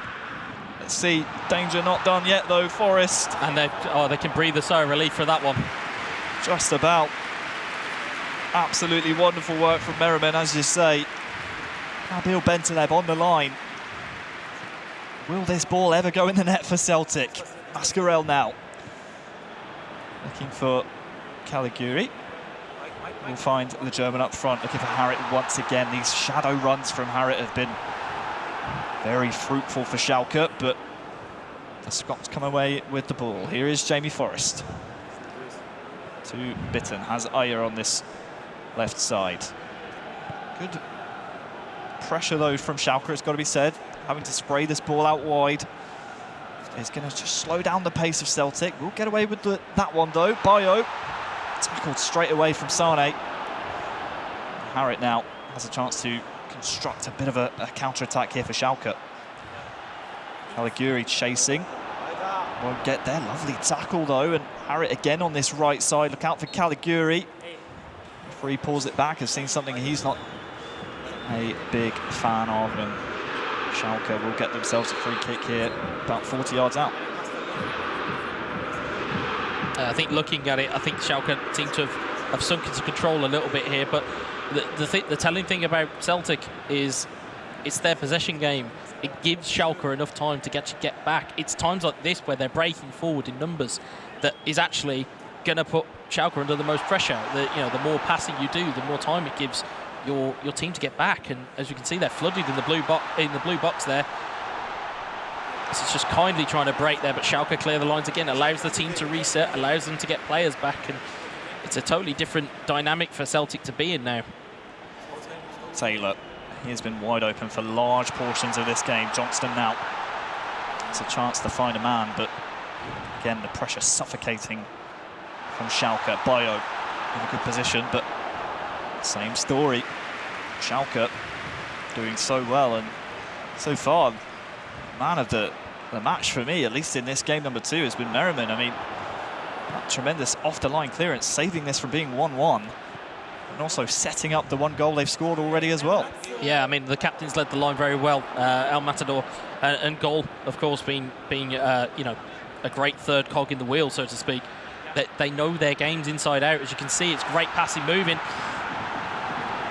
You know, it's only going to take, like I said, it's only going to take 1 chance for either team, and they'll be, you know, they'll be there, and they'll be, you know, if it's Celtic, they'll be back on level terms. If it's Schalke, they'll be 2-0 up, and you know, their next goal is really going to be quite divisive. Yeah, we say that in almost every game of football we watch. Yeah, eFootball PES is absolutely no different. Goals win you games, and right now Celtic can't seem to find the back of the net. They'll be wondering, no doubt, what they have to do to get really a clear-cut chance, because you saw the possession there. I mean, 36 minutes gone, 58% possession I think I just saw, and that was a hefty statistic when you're not 1-0 up. I know goals win games, but being 1-0 down with that amount of possession can be frustrating. Chance for Celtic to build from the back. Long ball, looking for 2 Celtic players, but only finds a Schalke one. German forward finds Merichan. Harrit though, is he on? Flag stays down. Merichan again finding Harrit. That shadow run just shuffled off the ball there from Aya. Good defensive work there from Horcha as he prevent another chance. El Hamid now to Rogic. Johnston, this is good build-up. Chance here again. Just looking for that man on the right-hand side to get a hold on the ball. Chance again, though, as they win the ball far up the pitch. Johnston has a lot of space on the edge. They're looking for him, but Bayo is the man who retrieves it. Forrest tackled again. It's just a brick wall whenever a Celtic man tries to turn in the box. And it's 1-0 at the half to Schalke. And it's their robust defence that we spoke about pre-game and what we were expecting. Having Sane at the back is a brick wall, you know, in terms of defenders, especially stat balancing. He's a rock to have, and you know, like I said, the Schalke guys, they don't need the possession. They're looking at it going, well, actually, we don't need this possession. We can gift it to Celtic. We know we can defend their attacks. We've kind of plotted out where we think they're going to kind of fall down, where their attacks are lying. You see a lot of the time, Mercan's picking up the ball in midfield. You see Sane's pulling out defensive stops. So these guys know where these where this ball is going. So Celtic really need to kind of change approach here. Looking for a bit of diversity in their attacks. Looking for Harrit again on that right-hand side. He has been all over the pitch for Schalke, really using him to the best of his abilities. Here is Nastasic. Caliguri pressured immediately by Rogic. Johnston has Taylor on the overlap, looking for Bayo though. A little bit fortunate to get this one back. Bayo still with the ball. Jamie Forrest making a run in front of him. El Hamid. Bayo, can he get a shot away? Finds Johnston on the left, and again it's a block. It's just met with a Schalke defender, and it's this defensive wall that they have built that is really just blocking off everything Celtic are throwing at them. This is dangerous though. Forrest, edge of the box. Good tackle though. On the goal of Schalke, and a chance maybe to counter-attack. It's a 3-on-2 here at the back. Merichan on the right-hand side. Look out for the man in the middle. It's Harrit. Can he get a shot away? No. Great covering there from Indajawa. Spare Celtic's blushes again, but they are playing a dangerous game here. As we look at the goals leaderboard so far, I mean, goal of Matador chiming in will put them in the running if they can get more in this game for the top scorer of week 1. Bit on here at the back for Celtic. Rogic finds Forrest. Bayo, this is better. Can they find Johnston? Looking for him now. Bayo in the middle. Oh, Sane gets it away. Tremendous Tremendous once again from Schalke. Taylor. Again, snatched away by a Schalke man, Harrit that time.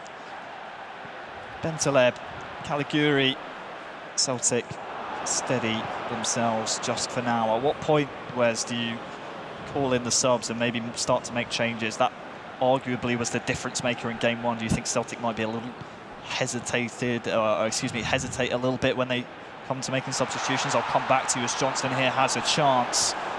Rogic will keep the pressure on, but Forrest, again, the pressure from Schalke relentless. Do you think might be a bit of hesitation coming here from Celtic? I think it's the belief in their own game style. I think it's kind of to a point now, you don't want to kind of be too full of pride. You want to kind of go, okay, this hasn't worked. We need to kind of switch something, and lo and behold, we see the switch coming now.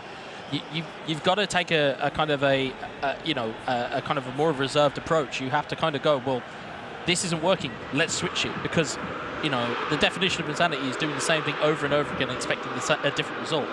This here is a prime example of that. They've played in their passing mentality, they've played with their tiki-taka, keep possession, but ultimately the game, the game automatically changed when Schalke scored.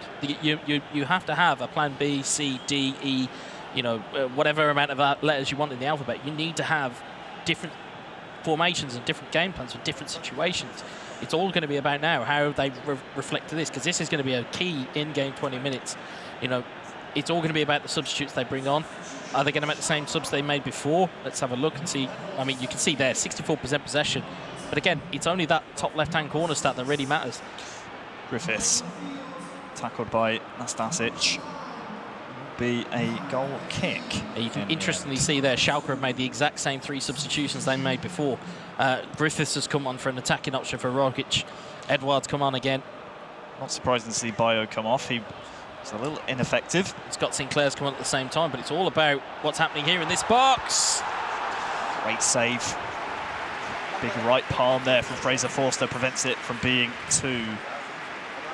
And you're right, it's the exact same substitutions made by Schalke 04. I mean, if it's not broken, why would you try and fix it? Caligiuri to swing this one in, right-footed. Could they maybe go short here? We'll have to see. Tactic coming in. Looking for an overhead kick there, that's spectacular. Harrit, is he onside? No, he's not. Absolutely not. I think I could have called that one from the stands. There's a let-off there for Celtic. 72 minutes gone. Time ticking away. Do you feel Celtic need a goal just to gain confidence? Even if they don't get the win here in this match, do you feel like a goal would help their confidence going into the remaining match days of the eFootball.pro? We'll answer that in a second as Edouard almost gets on the end of that. Sinclair finds Edouard again. He ran out of space. Just took a little bit too long on the ball. Thought he had a bit more time than he did, and just ran the ball out of play. Yeah, I mean, if you get a goal in the game, if you're looking ahead to try and build on it, obviously I know that we mentioned the point about Indominator saying, teams only been put together 2 weeks ago. You're going to need to have something to latch onto, especially in the winter break. As you see, Edouard is trying to find Griffiths, but again, this robust Schalke side really doing some damage at the back. And they're clearing their lines effectively as well. And they've got outballs. They've got outballs everywhere. Surprising for me to see Rogic be substituted for Celtic. He was the man really preventing the danger from Schalke. Like you say, those outballs were more often than not prevented by Rogic. He's no longer on the pitch, though. Here is Bitton looking for Edouard. Yeah, you can see here, Schalke are just trying to counter here. Tuchu on this left-hand side. Going to try and get into the box. That will be a corner. And again, more time chewed off the clock here for Schalke. Similar to the first game, where, the more time they spend in Celtic's half, the less time that Celtic have got to counter here, and Celtic are vastly running out of time. 16 game minutes plus stoppage. Harrit trying to head it back. Goal here surely would win it. Aya, though, steps in. Danger not clear just yet. Finally, we see some advancement up the pitch from Celtic. Pressure from Schalke. Just trying to break free. Absolutely crazy, and they are rewarded with the ball. Time running out, though, and that's why you see them play this all the way back to the keeper. They know these 3 points come the end of the season. could be the difference between them making the playoffs. Look at this, Harrit on the right-hand side. Will he play it back? Oh, beats great bit of both skill. men. Absolutely wonderful. El Matador that was. Here he is again with Raman. Finally, the ball snatched off him. Time for one last attack, maybe, for Celtic to get a result. Griffiths has Edouard in the middle.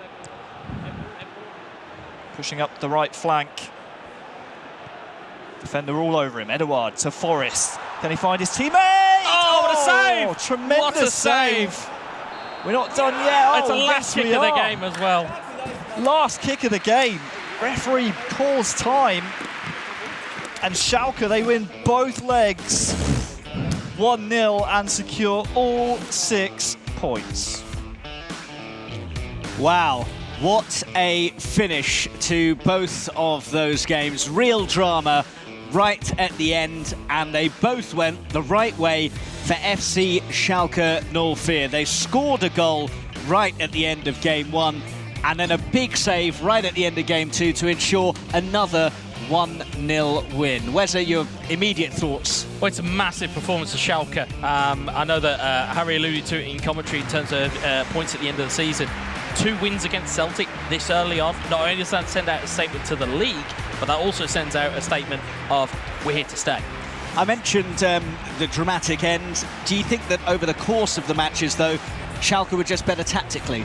I think that they knew their game better than Celtic. I know we made a lot of reference to the time that it's taken for Celtic to put their team together. But as I pointed out beforehand, it's that chemistry of knowing your team, knowing your players, even from last season, that they knew their roles, they knew exactly what they needed to do, and they pulled off their game plan expertly. And you mentioned the fact that Celtic is still putting together their team. Is it just a case that they haven't gelled yet? I think it's a case that they will gel in time, but I think there needs to be a slight change in their philosophy. A lot of it is possession based, but if you're not scoring goals, then your possession, it's great to have 60% possession. If you're not scoring goals with it though, it's not worth doing. How much of a concern will that be, the lack of goals? I don't think it'd be a concern for right now. I think if it was the tail end of the season they weren't scoring goals, I think that'd be a different thing entirely. But you know, like I say, for goal to score at the death in game 1, for El Matador to open it up in game 2, I think, you know, it just shows the mettle of those Schalke boys. Okay, thanks very much, Wezza. Well, we can get some reaction now down in the interview area with Harry. Thank you very much, Mark. I'm here with the Celtic FC squad. Not the result you guys wanted. Talk me through the 2 games, just the 1 goal, the margin in both. How do you assess those 2 games? Yeah, unfortunately, we lost both games. To be honest, we both were playing quite good, actually, very defensively also. And yeah, at the end of the first match, they were the lucky one to finish their chances. You know, we also got the chances, but didn't score them. The second match, almost the same game, but they got an early advantage already, and that was very unlucky for us. We had to play a bit more offensive after that goal in the second match. We still got the last chance at the last minute, I guess, in the second match, and just so unlucky the ball wouldn't go in. So hopefully we can play differently the next match, because this match we played defensively on purpose, because this team has been formed since 2 weeks ago only. So hopefully we can practice the last 5 matches, the next 5 weeks to play the second match day. So. Talk to me about how it feels to represent Celtic for a second season. You got to the semi-finals with them, the finals, came second. You guys were the runner-ups last season. Can you go one step further this season? It's gonna be difficult. This is a complete new team. Of course, after the last year's achievement, reaching the second place, the expectations are high for me as well. I'm still hoping to get the top 2 spot at the end of the season, but at the moment our goal is to reach the top 6 with this team. But yeah, it's still such an honor to wear the hoops, you know, and hopefully we can get some great results in the next matches. So. Finally, let's look ahead to match day number 2. You have the winter break now to assess your performance and maybe fix some things. You play FC Nantes. Initial feelings about that, and what are you guys going to try and exploit from their gameplay? Okay. Yeah, what we have known that they like to play with the long ball. We have played them before in some previous exhibition matches. We're gonna play completely different than we play today. Like I said before, we played defensively on purpose.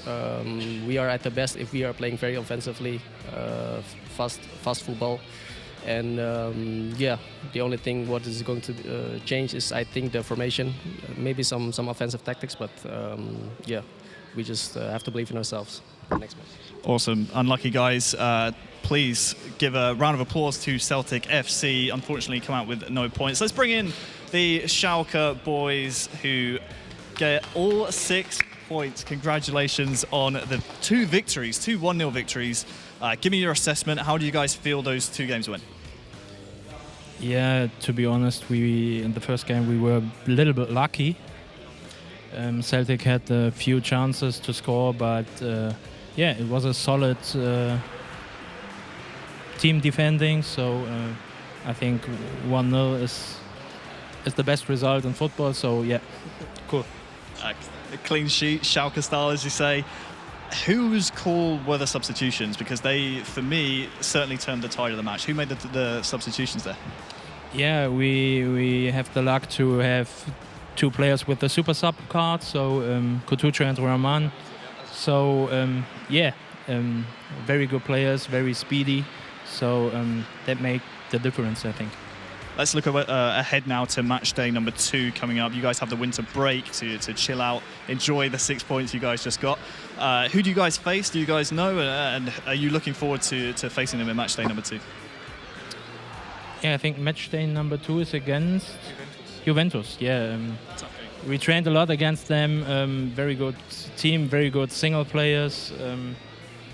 Yeah, with a bit of luck, I think we can get another 3 or 6 points.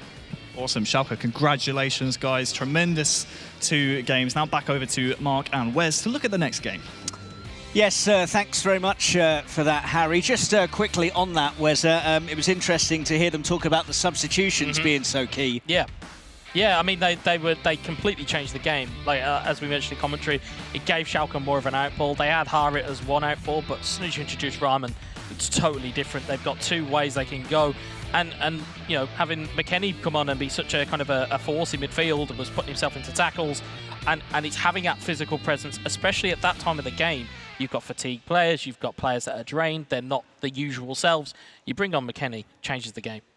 Okay, well, before going to the next match, remember that this season eFootball.pro has awards for each match day for the MVP and the best goal. We'll give them at the beginning of the following match day. You can see the prizes that are on offer just down there. Now, the 3rd match of the day. They're all great games that we have here for you today, but this one really does look mouth-watering. It is Arsenal FC against AS Monaco. 2 sides packed full of quality, and we can have a look at the lineups for you now. So starting with the Arsenal side, representing the Gunners, Alex GRD, Christopher and S. Venom. As for the French side, AS Monaco, some really top-end players in their side as well. Killsview, Lotfi and Uzmakabal are the trio representing Monaco. Well, we caught up with both of the sides ahead of kickoff, and here is what they had to say. First of all, to represent well the Gunners. They trust on us, so we will try to give them back this confidence they have on us. And so we will think step by step. The first goal is to qualify to the knockout. So be part of the 6 first teams. After, the goal will be to be between the two first teams, and finally to win the competition, the grand final.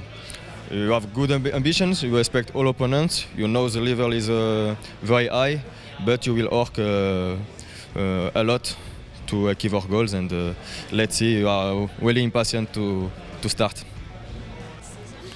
This season we expect like last season to win the competition and to make the back-to-back. Well, certainly no shortage of confidence there then from the French side.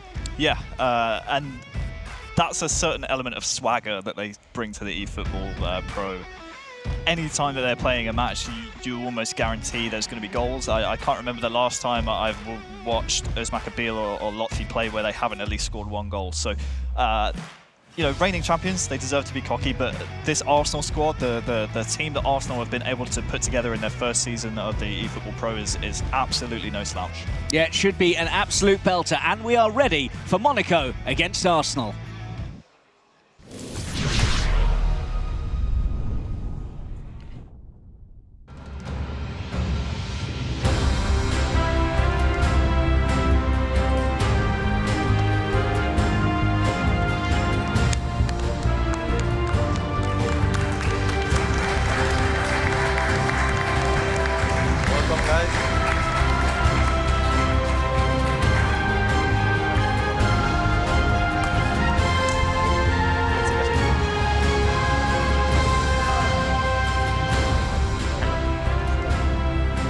Weza, I know that we've got loads of great matches on show today, but I think this was one you specifically were really looking forward to. Yeah, I mean, you look at the calibre of players that are on show. I know we alluded to with obviously Monaco being defending champions, but you look at the year that Özmak Abil had last year, winning eFootball.pro, winning the 1v1 title in London. He's, for me, the best player on the planet, and to have, you know, 2 very, very capable players in Lotfi and obviously debuting Kilizu, that chemistry is already inbuilt there. They've known each other for a while. They're great players. You look at the Arsenal team they put together, though. You've got Alex Giardi, former semi-finalist with Nantes.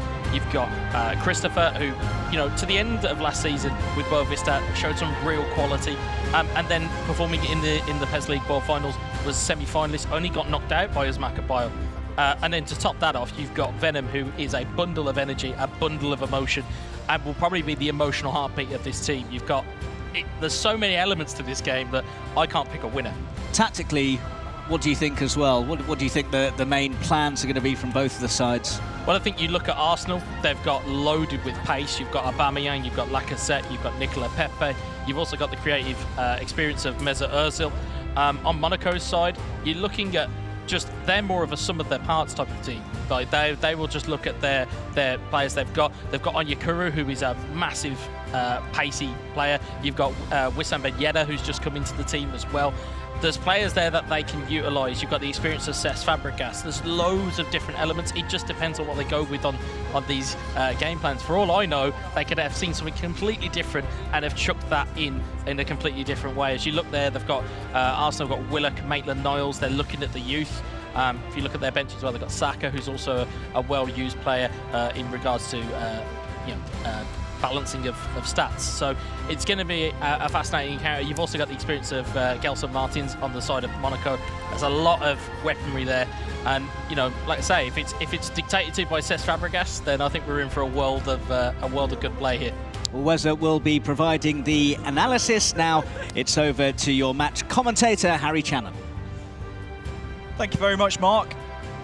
Match number 3 of the opening set of fixtures in the eFootball.pro 2020 season, and this one should be a cracker. I know we've said that about every single match that we've seen so far today, but this one really should. Probably the pick of the litter. AS Monaco versus Arsenal. Monaco attacking left to right and trying to strike early here with a lovely early chance off the outside of the post. Jean-Kevin Augustin, I believe that was, with an attempt on goal within the first 3 minutes of the match. A very, very early start from Monaco. You're expecting that of them, reigning champions coming into it with that confidence.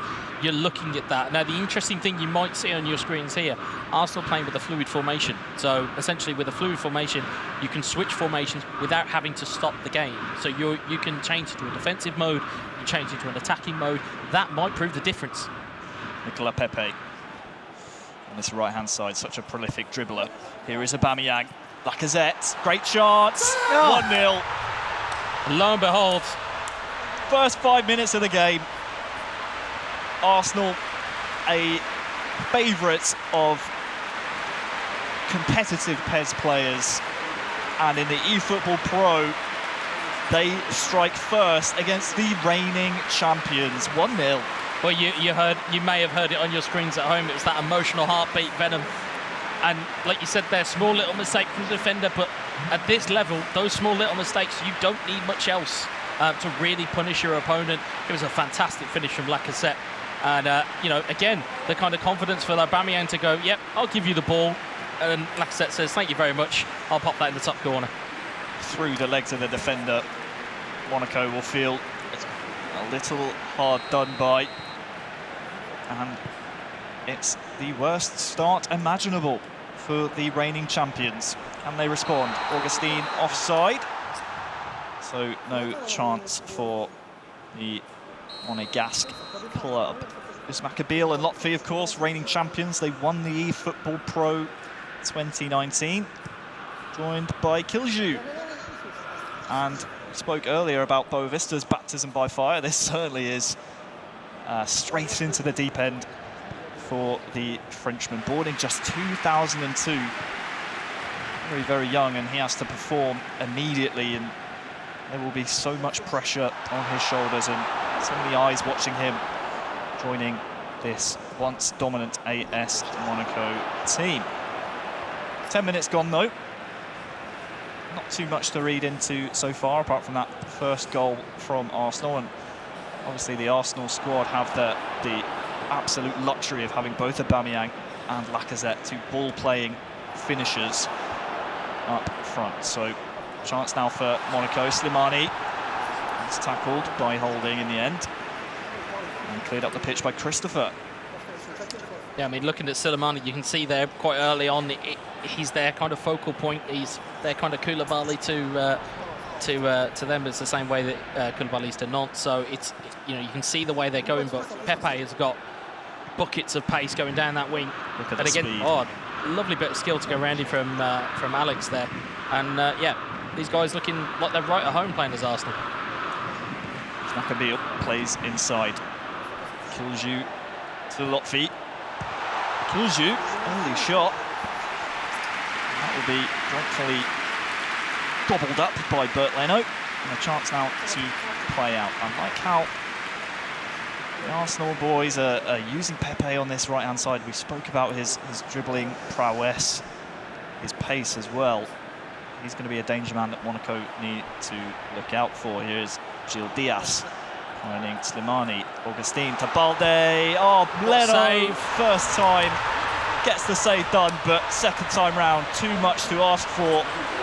And Monaco are right back in this tie. And that's the quality that Monaco possess. It's not just the case that they go 1-0 down and that's it, game over. Monaco have that ability to go, right, we can get back into this. And to be fair, it was a great manual save, but the ball just very kindly popped up and it was tucked away there. You can see Slimani trying to G up the players, but you can see here, it was great little bits of play here. Gil Diaz into Slimani. It's a good little go between there. It was a lovely ball in there. It was a great save, to give it its credit, but again, if it's going to pop up kindly to you, you're going to stick it away from there. Got to push it out of the danger zone. Lovely ball, but a tremendous run here as well from Lotfi, I believe it was.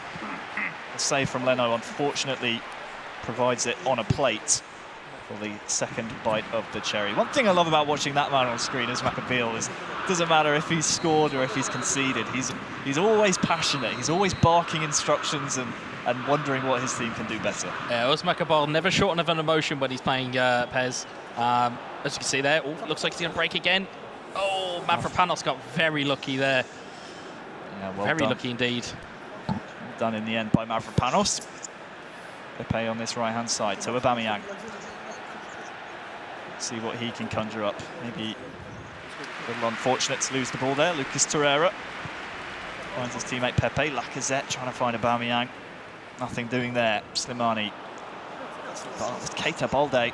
Absolutely wonderful turn away from Chambers. Jean Augustine in the middle. Tackled out by Chambers. We've seen a lot of that today. We've seen a lot of driving down the line, and rather than having a cross going instead of trying to pass it in, you know, with a weapon like Slimani in the box, you've got to think, actually, we can chuck it in there and give it a go. Gil Diaz finds Slimani, lovely chance. Speaking of devilish Chalapia. Second goal. AS Monaco, despite the rocky start, they bounce bounce into a lead after being 1-0 down. They showed their class there, and as we said, no sooner were we talking about using Soleimani as a weapon. He's there to stick it away to make it 2-1. Again, really good bit of play to build up. Again, you can see there, nice little crisp passing, nice little 1-2, and again, Gil Diaz, lovely ball inside there, and Soleimani picks his spot. Has all the time in the world, just outside the penalty marker. You see it here, maybe sliding in a little bit too early. And like you said, picks his spot, make no mistake. It's that risk and reward where if you dive in too early and you think you know where the ball's going to be, you can sometimes really cause yourself an issue by having a player out of position, and that's quietly what happened to Arsenal there. 8 French league titles, that's 8 for the Monégasque club, winning it as recently as the 2016-17 season. Being runners-up just a year later. They lead now against the Gunners. What have they got in store for us? Leaving the ball there in midfield, and Augustine's through. Could this be 3? Oh, you bet your bottom dollar. 3 to the good. Secret handshakes, hand slaps all round. The Monégasques, they are up 3-1. But it's like we spoke about in the beginning. People will point to this Monaco side and go, well, it's just like a bio. This here is showing that actually Kilzu, who is having a very good start to his eFootball.pro career, not to mention that Lotfi is chipping in as he did last season. So there is more to be said about this Monaco team than just its captain. There's way more about them. I mean, it's a great finish. Again, lovely little bit of heading. It was a great vision to see that through ball on. I believe that was Mustafi that was playing him on side there, and Augustine just, again, tucks it away. And it's very, very easy when you get to that level with that type of goal. Very easy. These secret hand slaps. Secret handshake. Lovely bit of chemistry, and if you were wondering why we thought this match in particular would be a cracker, you now know why. 4 goals within 40 minutes. A chance for it to be 5, but Aubameyang muscled off the ball. Slimani knocks it down to Keita. Chambers should get there first, though, and you're absolutely right. Kilzu has had a field day so far for AS Monaco, loving life in the red and white strip. A chance now to attack once again. Here's Lotfi on the ball with Keita, looking for Kilzu.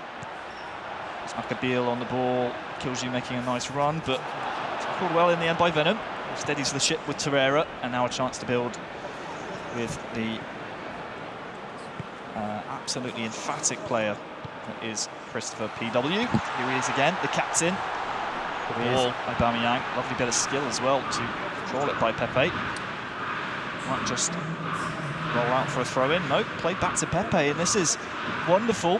Aubameyang can't quite get it into the danger area, and with half-time rapidly approaching, Monaco will certainly be the benefactors of some tremendous attacking play. Yeah, I mean, you're looking at it, they've really taken control after early knock from Arsenal, which, to be fair, I can't even say was against the run of play, because Arsenal really started positively. It was that kind of equalising goal that I think has then gifted it back to Monaco. It's provided that little bit of doubt for Arsenal, where all of a sudden now they're defensively looking a little bit frailer. They're looking like they're kind of suffering at the back, and it looks as though Monaco are finding the answer to everything that Arsenal have got.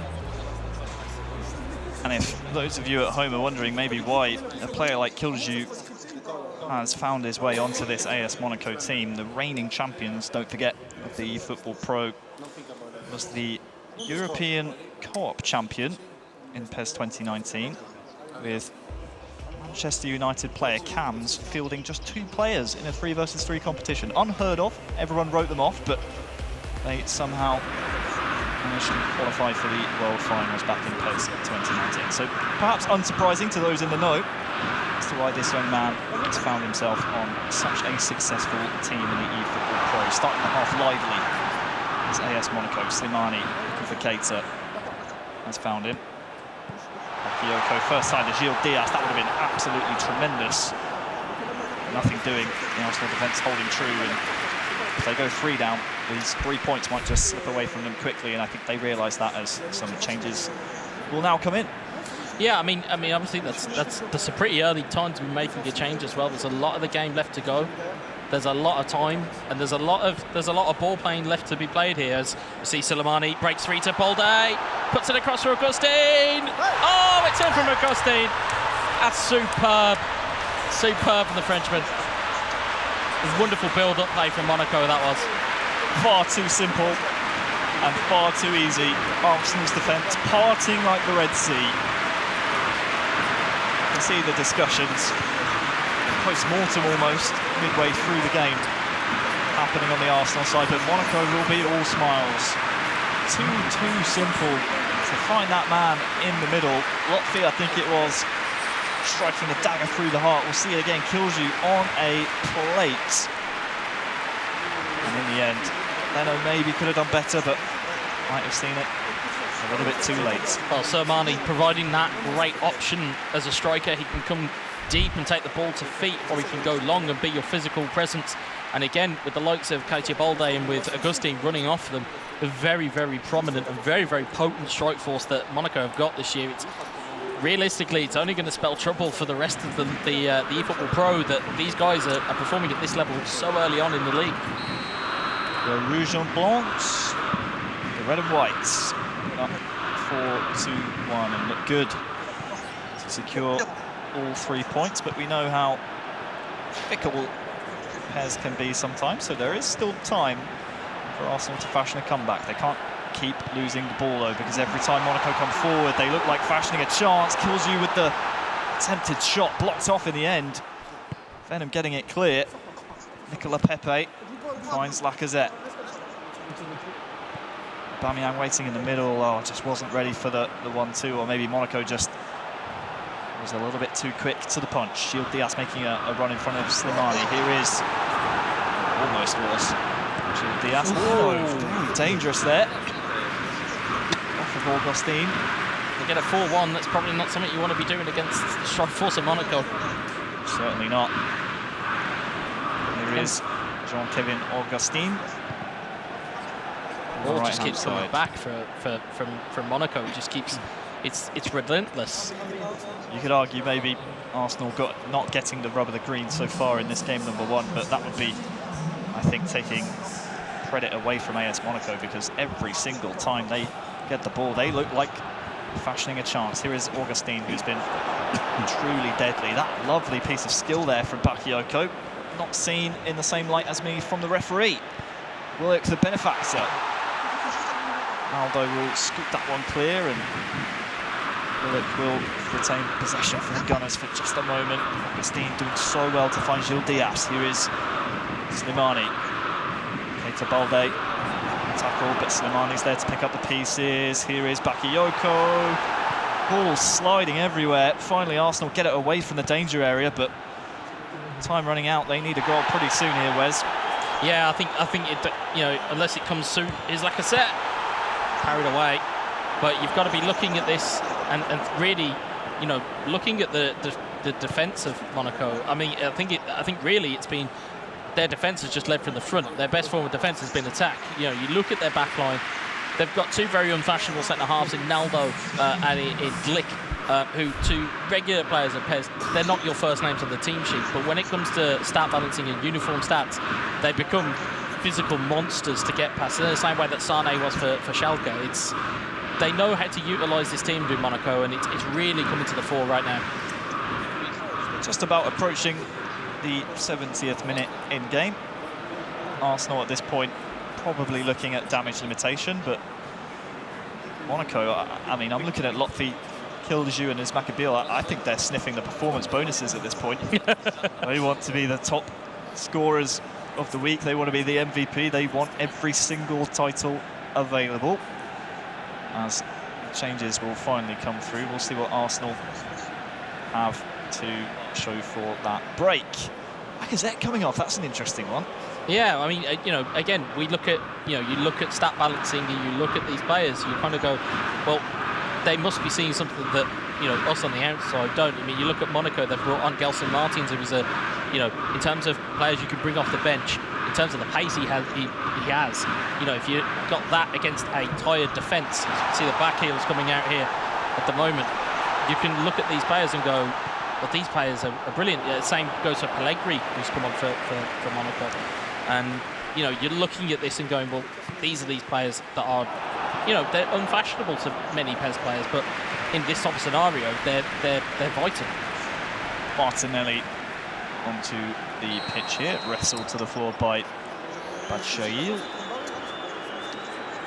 And that one will be going towards Arsenal. And for me, I think at this point Arsenal may be just experimenting for match number 2. Don't forget, don't play an aggregate score across these 2 games. It's 3 points for a win in each, 1 point for a draw. Monaco looking for their 5th goal. Pellegrini to Slimani. Slimani making a tremendous run again. It falls to Pellegrini. Doesn't fall kindly enough. Bakayoko trying to head it on. This is very sloppy by Monaco stand. Slimani pokes it through to Pellegrini, looking for Gelson Martins. Oh, that's a venomous shot. Not on target though. Yeah, you can see there the tired legs of Arsenal now kind of creeping in. Obviously Pellegrini coming into the fray. Gelson Martins, he could have done better with that, but you know, given the proximity of the nearest Arsenal defender, he's got the best shot off that he could there really. But looking at this, there's what, 8 minutes left of in-game. Obviously, as we mentioned earlier, it takes a second to score a goal, but I can't see this going anywhere other than a Monaco win. But it'll be interesting to see what happens game 2. Will we see a formation change? Will we see a personnel change? You know, it's going to be interesting to see how Arsenal exactly bounce back from this. Nduzi, very sloppy tackle there. I think it's important that we see Arsenal really mentally reset going into game 2. When I look at that roster as Monaco whip the ball in, it's only punched away. Gelson Martins can keep this one alive. I honestly see maybe some mental fragility on the Arsenal side. This is a very interesting affair here. Slimani maybe trying to be the benefactor of it. Pinballing everywhere. All around. Slimani. Well, that's a horror goal to concede if you're Arsenal, but Lotfi and the boys, that will be their 5th. 5-1 this game surely will end. And Monaco have put Arsenal to the sword. Well, it's all about clearing your lines, isn't it? I mean, granted, there was a lot of ricochets, there was a lot of dawdling on the ball. Sometimes you just need to clear it. You know, you look at that there, it's a clearance straight into your own defender. It's a lot of pinball, and the beneficiary of it, again, is Slimani, who has been a thorn in this Arsenal defence all game today. Let's call a spade a spade. That is not the prettiest goal you will see. No, no, in any football game. Some real Sunday League stuff, but Monaco won't care. Look at what that means. They are starting how they ended last season. Like I said, you don't want to see smiling PES players because that means bad news for everybody. I was going to make the comment that before even that goal, if you were looking at the body language of the Monaco players, you couldn't tell whether they were winning or losing. Certainly from that, when they've celebrated, you could tell that they're definitely winning. Absolutely. One last throw of the dice maybe for Arsenal. Nicola Pepe almost got through. Judged to be offside though as he ran back. And Monaco, no doubt, will be finishing this game with 5 to their name. Might they try and make it 6? We'll have to see. There is still time. 4 minutes added on. Jemison, though, smartly playing it back over to the goalkeeper. Time ticking down, though. Leno pressured, has to clear it. And at this point, I think most of the players on the stage looking at game number 2 in this tie. Martins, though, excuse me, finds Pellegrini. Oh, Slimani's there as well. And just as I say, they're looking at game number 2. Monaco, they find themselves a 6th. It's the youngster again. It's Kilzu again. I believe, looking at the stats, he's MVP of this game. He's had a brilliant start. I mean, to be in the company of who he's in with is comfortable enough, but to show that you're at that level, to show that you're alongside them, is brilliant to see. Truly stepping up to the plate here. Kilzu initially playing it through to his Maccabeal, and then actually 2 different players. They had Pellegrini there as well. They were queuing up. They were snapping at the bit for the chance at this goal. In the end, it is Kilju, it is Slimani, it is 6-1 in game number 1. A nightmare start for Arsenal. And they absolutely feel that way as well. As I believe in the background, that will be the full-time whistle. AS Monaco, the reigning champions, really asserting their dominance in game number 1. 6-1. Yeah, I mean, Slimani walks off with a match ball. I don't think he had too many of those when he was playing in England, but I'll tell you what, he's certainly come to the fore today. I mean, and you look at it, it's a demolition. But all of it could change in game 2. The fact that there's no tie element to this now, so, you know, you'd be looking at this last season and going, oh, well, okay, well, at least they can get a point back. There's still 3 points on the line. Arsenal, like you said, they need to mentally reset here. They need to get out of that mindset of we've just been hammered and destroyed. We need to kind of get back to kind of winning ways. And if that does promote a different formation, a different set of game plans, as we know, Christopher, being the captain of Arsenal, has a formation and a game plan for all situations. So you've got to think he'll have something in his basket of tricks that Alex and Venom will be able to adopt. I've got to ask you, and I might be putting you on the spot here a little bit, because when I look at the complexion of the Arsenal FC team, Alex, GRD, Christopher and Venom, it seems like a lot of contrasting play styles trying to fit into one unit. Is that how you see it as well, or do you think Christopher is trying to install a mentality for the others to follow in this team? I think with any new makeup of a team, and we've seen it earlier on today, with any new players that are coming in, obviously this is a completely fresh team. It may take that game week or two. You know, they've not had, you know, this experience. Well, in Venom's case, he's not had this experience before. With Alex and with Christopher, they've not played with Arsenal before. It's going to take that little bit of time, you know, and it all goes down to preparation. You know, if you are preparing in between match days, if you're preparing before the first match day, you need to figure out what is your best points for Arsenal. And you've got the pace of Pepe. They look really good at the start of the game. It was the composure and the mentality of Monaco that really kind of jolted them off course. And I think if they can stick to those, and I keep alluding to attacking weaponry, if you are sticking to those weapons of Pepe, Aubameyang, Lacazette, and if you're employing different players around here, so if you look there, they've got Maitland-Niles on the left wing. You're looking there, you're looking at Mavropanos and Holding at the back. Is that the right combination you want at the back? Do you not want Socrates? Do you not want these other players? It's fascinating to see what changes are here. And like I said, for the Monaco team, I mean the team's makeup are vastly similar. They play with 4 centre-backs. It means that your players don't go forward. But if you look at their 2 centre-backs, very unfashionable, but in stat balancing mode, it makes all the difference to have physical players. And Naldo, you're not shaking him off the ball, and Glick, you're not shaking him off the ball. So with Aubameyang and with Lacazette, they're going to need to find out a way to get around it. Rather than going through them, they need to go around them. I think they might have just been listening to you there, Wes. They were checking out the statistics of Mavropanos here in this stat balanced mode. Well, it's a bit of common sense to look at it and go, okay, well, what didn't work last time? We were getting caught out by, you know, different players. We were getting caught out by Slimani's physicality. That was the main focus. And with Bolde and with Augustine running off them, you've got pace. So if that knockdown comes down, you have to be prepared. And I don't know whether that Arsenal defence was prepared for it. Well, the Monegasques win match number 1 between these two sides, 6-1. It was a 5-goal margin, and despite conceding first, they were able to score 6 without response. As we spoke about in game number 1, it's going to be all about that mental reset. It's going to be all about that mental fortitude. We're really going to see now what Arsenal have in the locker. It will be game number 2 between Monaco and Arsenal. Monaco attacking from left to right straight away, looking for Augustine. Here's Keita.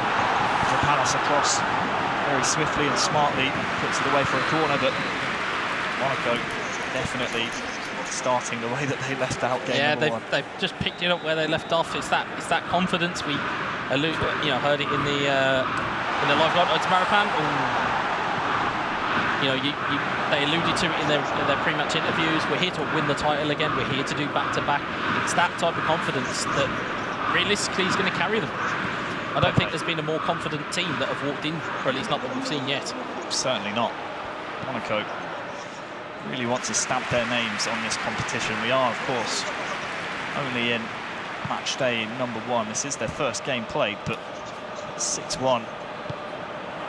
It's emphatic, and we can see how that shaked up the goals tally. I mean, Lotfi with 4 out of the 6. That's, I suppose you could say, thanks to his teammates setting them up and putting them on a plate for him, but Lotfi is such a clinical finisher. If you give him any kind of half chance, he's going to at least make the keeper work. Yeah, 100%. If you give any of these players that we're seeing today, if you give any of them half a chance, especially in the scenarios they've been getting themselves into, they're gonna score. There's no doubt about some of these players that they will have that confidence to score. Here's Aubameyang into Lacazette. Lacazette shoots. It's deflected wide by Naldo for a corner. Venomous strike it was in the end.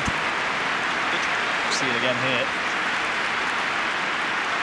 And I was very surprised to see them take off Lacazette in game week 1. Starting with him again here in game 2, lofted into Maitland-Niles. And out of absolutely nothing, Arsenal draw first blood once again. It was a corner that broke the deadlock, and they find themselves up 1-0 against Monaco. Well, again, it's a bit of a repeat of last game. We saw them go in front. I hope not that we don't see 6 goals again. I'd like to see us have a bit more of a balanced game, but you can certainly say at the corner, Monaco switched off a little bit. They get a little bit lucky with Maitland-Niles, tees himself up, keeper comes out, tries to make himself big, and Maitland-Niles finds the gap where the keeper's left behind. I must admit, this caught even me off guard. Maitland-Niles with the wonderful touch to tee up the header with his right foot, and Monaco know there's nothing they can do about that.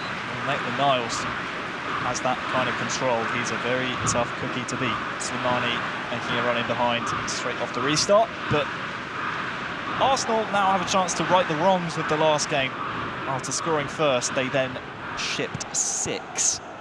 They can't do that again here in game 2. Here is Maitland-Niles, all the way back to Bert Leno. All the way back to Maitland-Niles. Lovely little 1-2, I suppose you could say. Jemison, though, will grab the ball. Torreira. This is a little bit sloppy, a little bit rushed maybe from Arsenal, and that could lead to possession turning over. Rush from both sides, honestly. Maitland-Niles. That was Venom who played the pass to Aubameyang. Christopher controlling him, but Kilju, the young addition to this AS Monaco team, cleaning up. Torreira. Maitland-Niles finds Pepe on this right-hand side. They had a lot of success in game 1 with this man. Aubameyang now. Lovely bit of skill, wrestled off though, and cleared by Lotfi. Now a chance for a counter. What can they make of this? Augustine. Poor pass. Very rare from Monaco. It was so clinical in game 1. It looked a little bit sloppy so far here in this first half. I think Arsenal seem to have smartened themselves up a bit. They seem to be playing a little bit more defensive. They seem to be taking that pragmatic approach. They seem to be playing with the weapons and utilising the formations that they've got. You can kind of see portions of the game where Christopher's kind of trademark possession game is starting to kind of creep out a little bit. Maybe his teammates are starting to adopt that philosophy. Obviously, it's going to be interesting to see whether they can repel this Monaco attack, because Slimani, as we can see, is a focal point and he's always going to be a problem. Oh, that's fortunate. Bakayoko, Slimani once again. Augustine. Oh, it's just in. I thought for a moment there might be a miraculous, weird goal line thing that happened, but Monaco had a man there to poke it in anyway, and they will tie up this match. Beautiful interplay, but once again it all comes from a mistake from Arsenal. They keep giving these balls away, chances to clear, but in the end Monaco will always make that one count. And it's a little ricochet. It was a little ricochet from Arsenal, and as we keep saying, you know, it's going through Slimani. I sometimes think that our commentary needs to be about 20 seconds behind because we always seem to be going, oh, Slimani's on the ball, and no sooner as that, he's then assisted a goal. And, you know, again, for the guys to keep their mentality in these situations. They, you know, we hear Klopp always mention about, you know, mentality monsters. This is exactly what we've got here in this Monaco team. I don't think anything really phases them. I think a contributing factor towards that is the fact that they know they can score goals. Something we spoke about before the match. Here is Keita, covering by Socrates. They know they have goals in them, this AS Monaco team. They are so clinical. And it's, as I said before, I don't remember the last time I watched Lotfi and this Maccabeal and saw them come away with 0 goals. Well, they're not known for their goalless draws. Certainly not. Aubameyang and Lacazette chasing, but smartly cleared up the pitch. Will Diaz now to Keita Balde. Slimani has been a catalyst for Monaco. Can't quite get the job done there, though. Nicola Pepe finds Torreira, who finds a searching ball all the way to Maitland-Niles. This might come for Lacazette, but Maitland-Niles retrieves. Lacazette has a lot of space here. Goes for a shot. That's quite surprising. Well, we've seen a lot of feints that have started to come through where the ball kind of goes through the player's legs. We've seen a little bit of the skill moves kind of creeping in. Arsenal are trying to do stuff differently, which I suppose you can credit them for the fact that, you know, they've identified that it wasn't working the first game, and now they're really trying to change it around in the second. That's a lovely ball. Sprays it out wide. Maitland-Niles beats Naldo. Lacazette waiting, excuse me. Jean-Kevin Augustin finds Bakayoko. A chance for Monaco to counter. So Diaz will retrieve the ball. Keita Balde. Good pressure from Arsenal will actually lead to a free kick in the end. So pressure still on the Arsenal box, but this is certainly much better from Arsenal that we're seeing so far in this game too. I mean, they haven't conceded 6 so far, so that's obviously a good sign for them. But they will be ending this half with Slimani attacking their box. Keita Balde retrieves. Slimani again, he's been such a talisman for this AS Monaco attack. Maitland-Niles trying to feed it through to Pierre-Emerick Aubameyang. All out wide now to Pepe. Bit of an ambitious one, that. Maybe a bit of miscommunication. Kills with the block.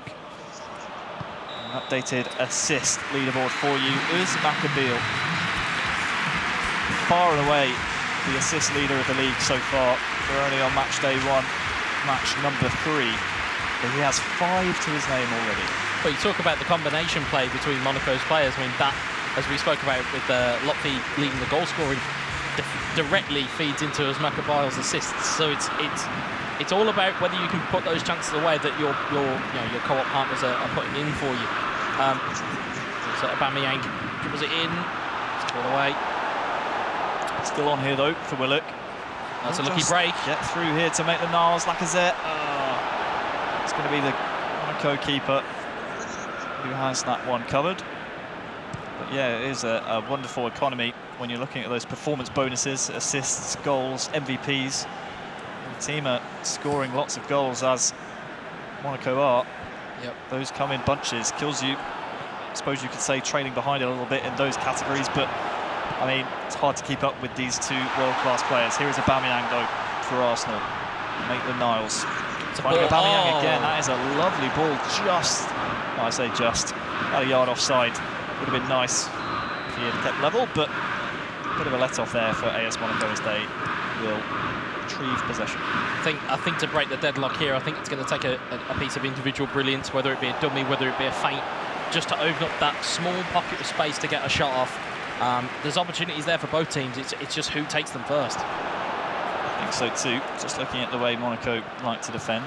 I'll come back to that point actually as they're fashioning an attack, but when the ball is hoofed up the pitch, they do like to bring their 2 centre-backs quite deep, I suppose, to the ball. Quite up close, so there could be space in behind for runners. That's what they're looking for with Nicola Pepe. Venom there trying to make the overlap happen, and changes will now start to trickle in. 60 minutes odd, 57th minute, I suppose you could say 58th minute.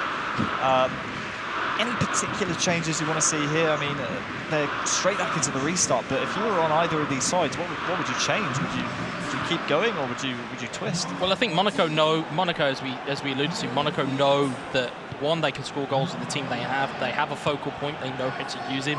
I still think with Arsenal, I think they're experimenting on exactly what is the best course of action. Granted, I wouldn't like to see some of their front line come off because they are causing them issues when they get the ball at the pitch, as we can see Monaco are doing here as well. Oh, Through to Silla. Lovely. It's a fantastic finish. Absolutely wonderful. The left foot on the left side was all that was needed. And Monaco are feeling like it's deja vu after the first game. Despite conceding first, they now lead Arsenal FC, and that was a wonderful, wonderful goal. Yeah, I mean, if you looked at the way this comes out, it looks as though it's going to go to the big man Soleimani again, but Silla just sneaks into the back post. He's completely unmarked, and it's a great near post finish. If you're a goalkeeper, you're not wanting to concede at your near post. Leno would have been disappointed with that. There wasn't any manual keeping it. He does actually get a hand to it as well. He's really going to be disappointed with that. And the Arsenal boys, they will no doubt be disappointed that they've gone 2-1 behind here. But again, it's going to be about how much is your mentality going to be affected here? Can you throw subs on? We're only 60 minutes in. We're seeing the game plan there very briefly, but you can see their changes are being made, and they're being the interesting thing about these is whenever there's substitutions between game 1 and game 2, they're always the same situations, they're always the same times, they're always the same substitutions. So these teams know their teams inside out, and they know what they need to bring on and what they don't. They know how they want to play, but Leno pushing it into his own net. Had to try and get a hand on it, but unfortunately that hand pushes it into the top corner. So work for Arsenal to do.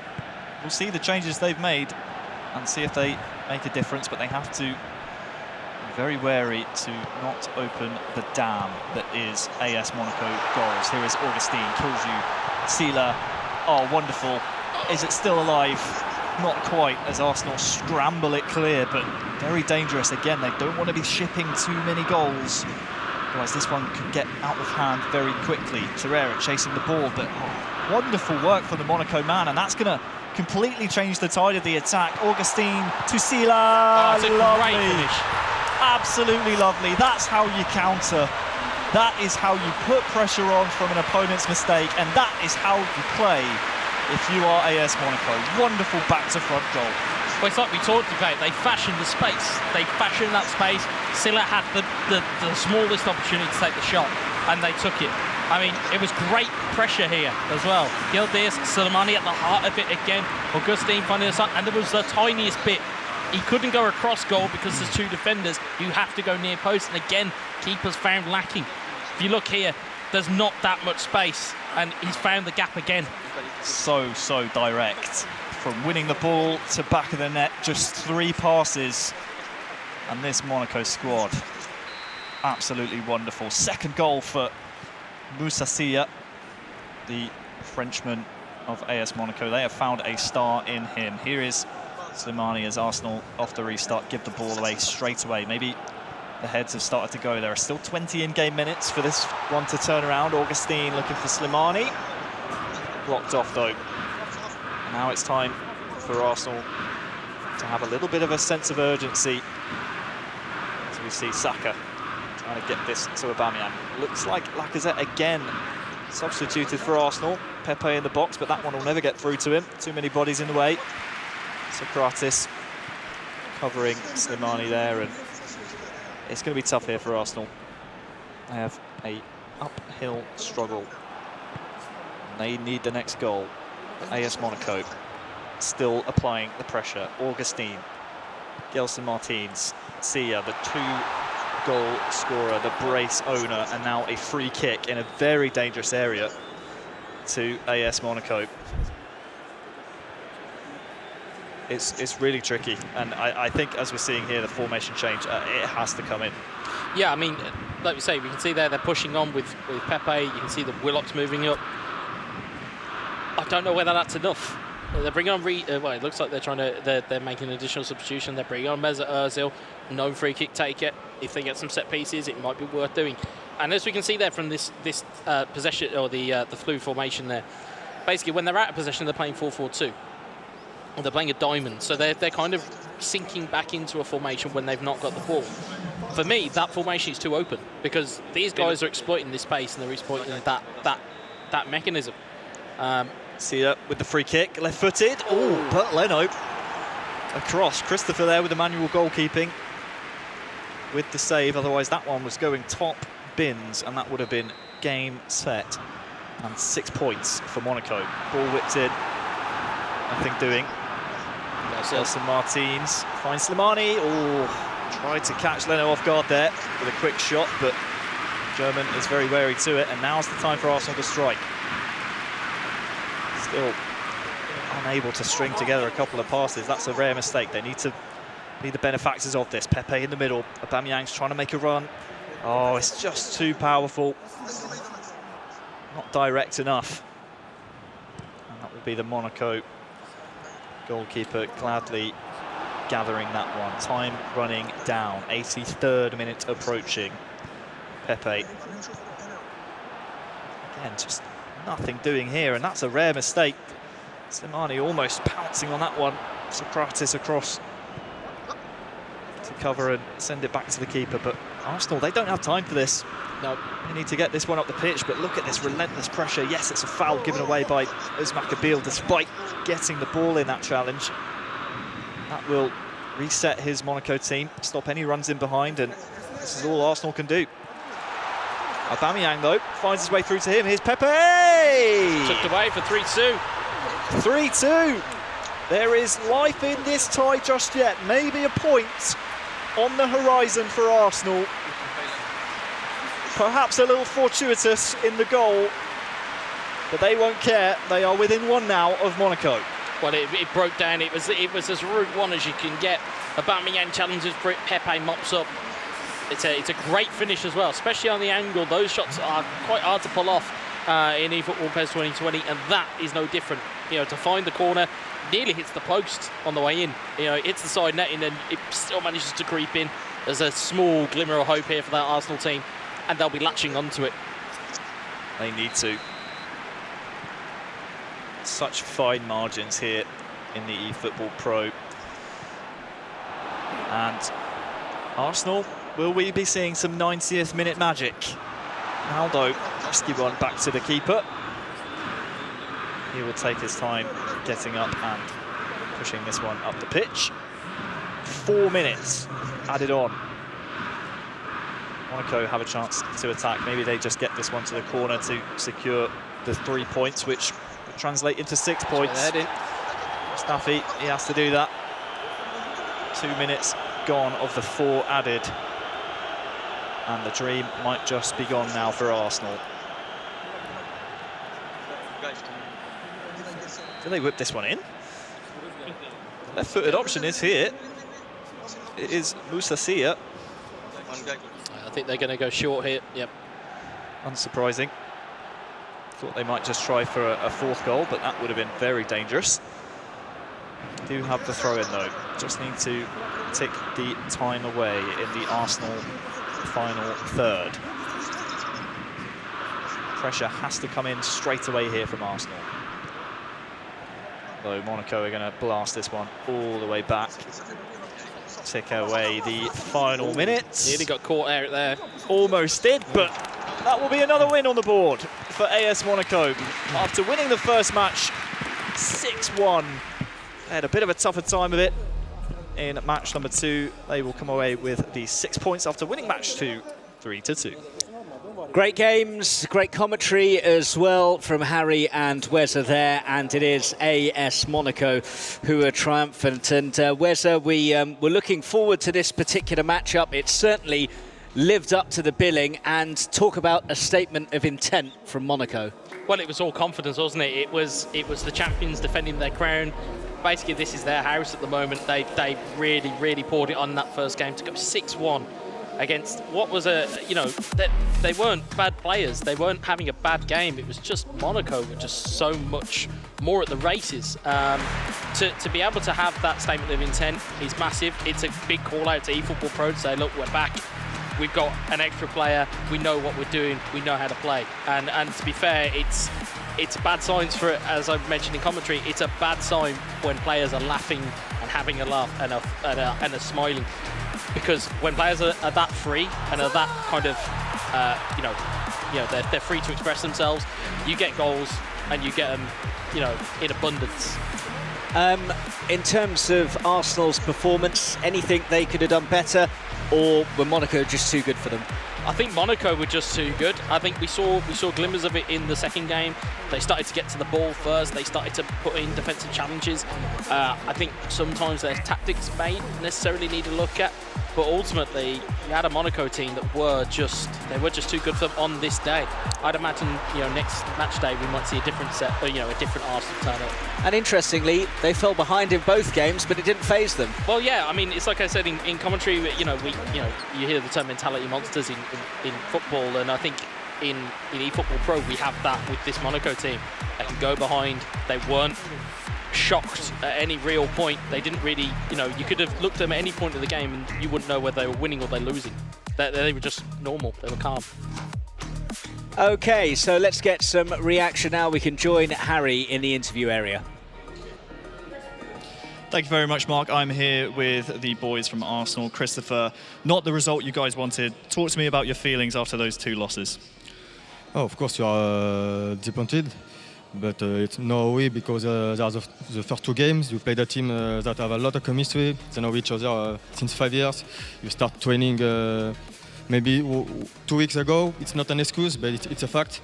And I think you have a chance to get points. You lead 1-0, but you don't keep playing well tactically, but also technically and mentally. And you have to congratulate them. I think you deserve maybe to take points, but it's not a shame if they take the 6 points because they played also well. So congratulations to them, but I'm sure you will have a good reaction on the second game, and the season is so long, so I'm confident for the future games. Talk to me about how it feels to represent Arsenal, obviously such a massive club. They're here in the eFootball.pro 2020 season. Must be a great honour for you guys. Yeah, for sure. Like I said on the last interviews, for me, but also for them, it's a great honor. It's one of the biggest clubs of the world with a lot of story. So for sure, it's an honor and so a big responsibility. And so you have to show more that you did today. And for sure, they can trust us. You will give a good reply on the next games. You guys have a bit of a break now over the winter. Matchday 2 is in January. Who do you guys face? Are you looking forward to it? And what do you guys fix out of that performance you had just then? Yeah, it's only in January. We will play Manchester United. It's also a new team. They don't know each other. So you have a lot of time to prepare the game, tactically analyze the opponent. So you have almost 1 month. It's enough to prepare, and for sure I'm very confident. I trust a lot of my teammates. They are great players. We have a great team. We only need to work more. It's only the beginning. So that's all. Congratulations for AS Monaco, and see you in January. Gracious in defeat, thank you guys. Unfortunate there with the results. We'll bring in the guys from AS Monaco. Lotvi, congratulations, my friend. Tremendous goals, it's got to be said, and tremendous results, really. You must be very happy about the 6 points right there. Yeah, for sure. We are very happy of this result. We was here for 6 points. It was what we expected before, and the job is done. Talk to me about how this man on the end fits in between you two. Obviously, you won last season. You are the eFootball.pro champions, reigning, defending. How does he fit in? Obviously, he had a stunning performance in PES 2019. How is he fitting in between you two? No, it was a long reflection to choose him, but finally, I think it's the best player for our group, you know, our team. He follow our style in nice way, you know. So I think he is good for us, you know. Awesome. Matchday 2 coming up next year. You have a bit of a break now. Who do you face? Are you looking forward to it? How are your feelings going into the next matchday? No, our feeling is good. We will continue to work. Like always, we will work for this game, and we will expect the 6 points like today, and let's see. Awesome. What did they say? Big up to his dog. His dog Nala. It's your dog. It's Maccabeel's dog. It's Nala. Next player for AS Monaco is Maccabeel's dog. Guys, congratulations on the 6 points. Back over to Mark and Wes to break down the next match. Well, certainly they didn't make a dog's dinner of that particular game, did they? They were absolutely magnificent, and in the post-match interviews, full of confidence, just as they were beforehand. They expect 6 points when they play again. Yeah, I mean, you look at them and you can't, you know, in terms of the teams we've seen so far, you can't see anybody matching them in terms of their on-field chemistry and their off-field chemistry. The way they were moving in between, you know, players, the knockdowns, the way they played through Soleimani, the way they played through Balde, the way they played through Augustine. They knew each other's game, so it wasn't as jarring for them to just come on and just go, yeah, we'll just play.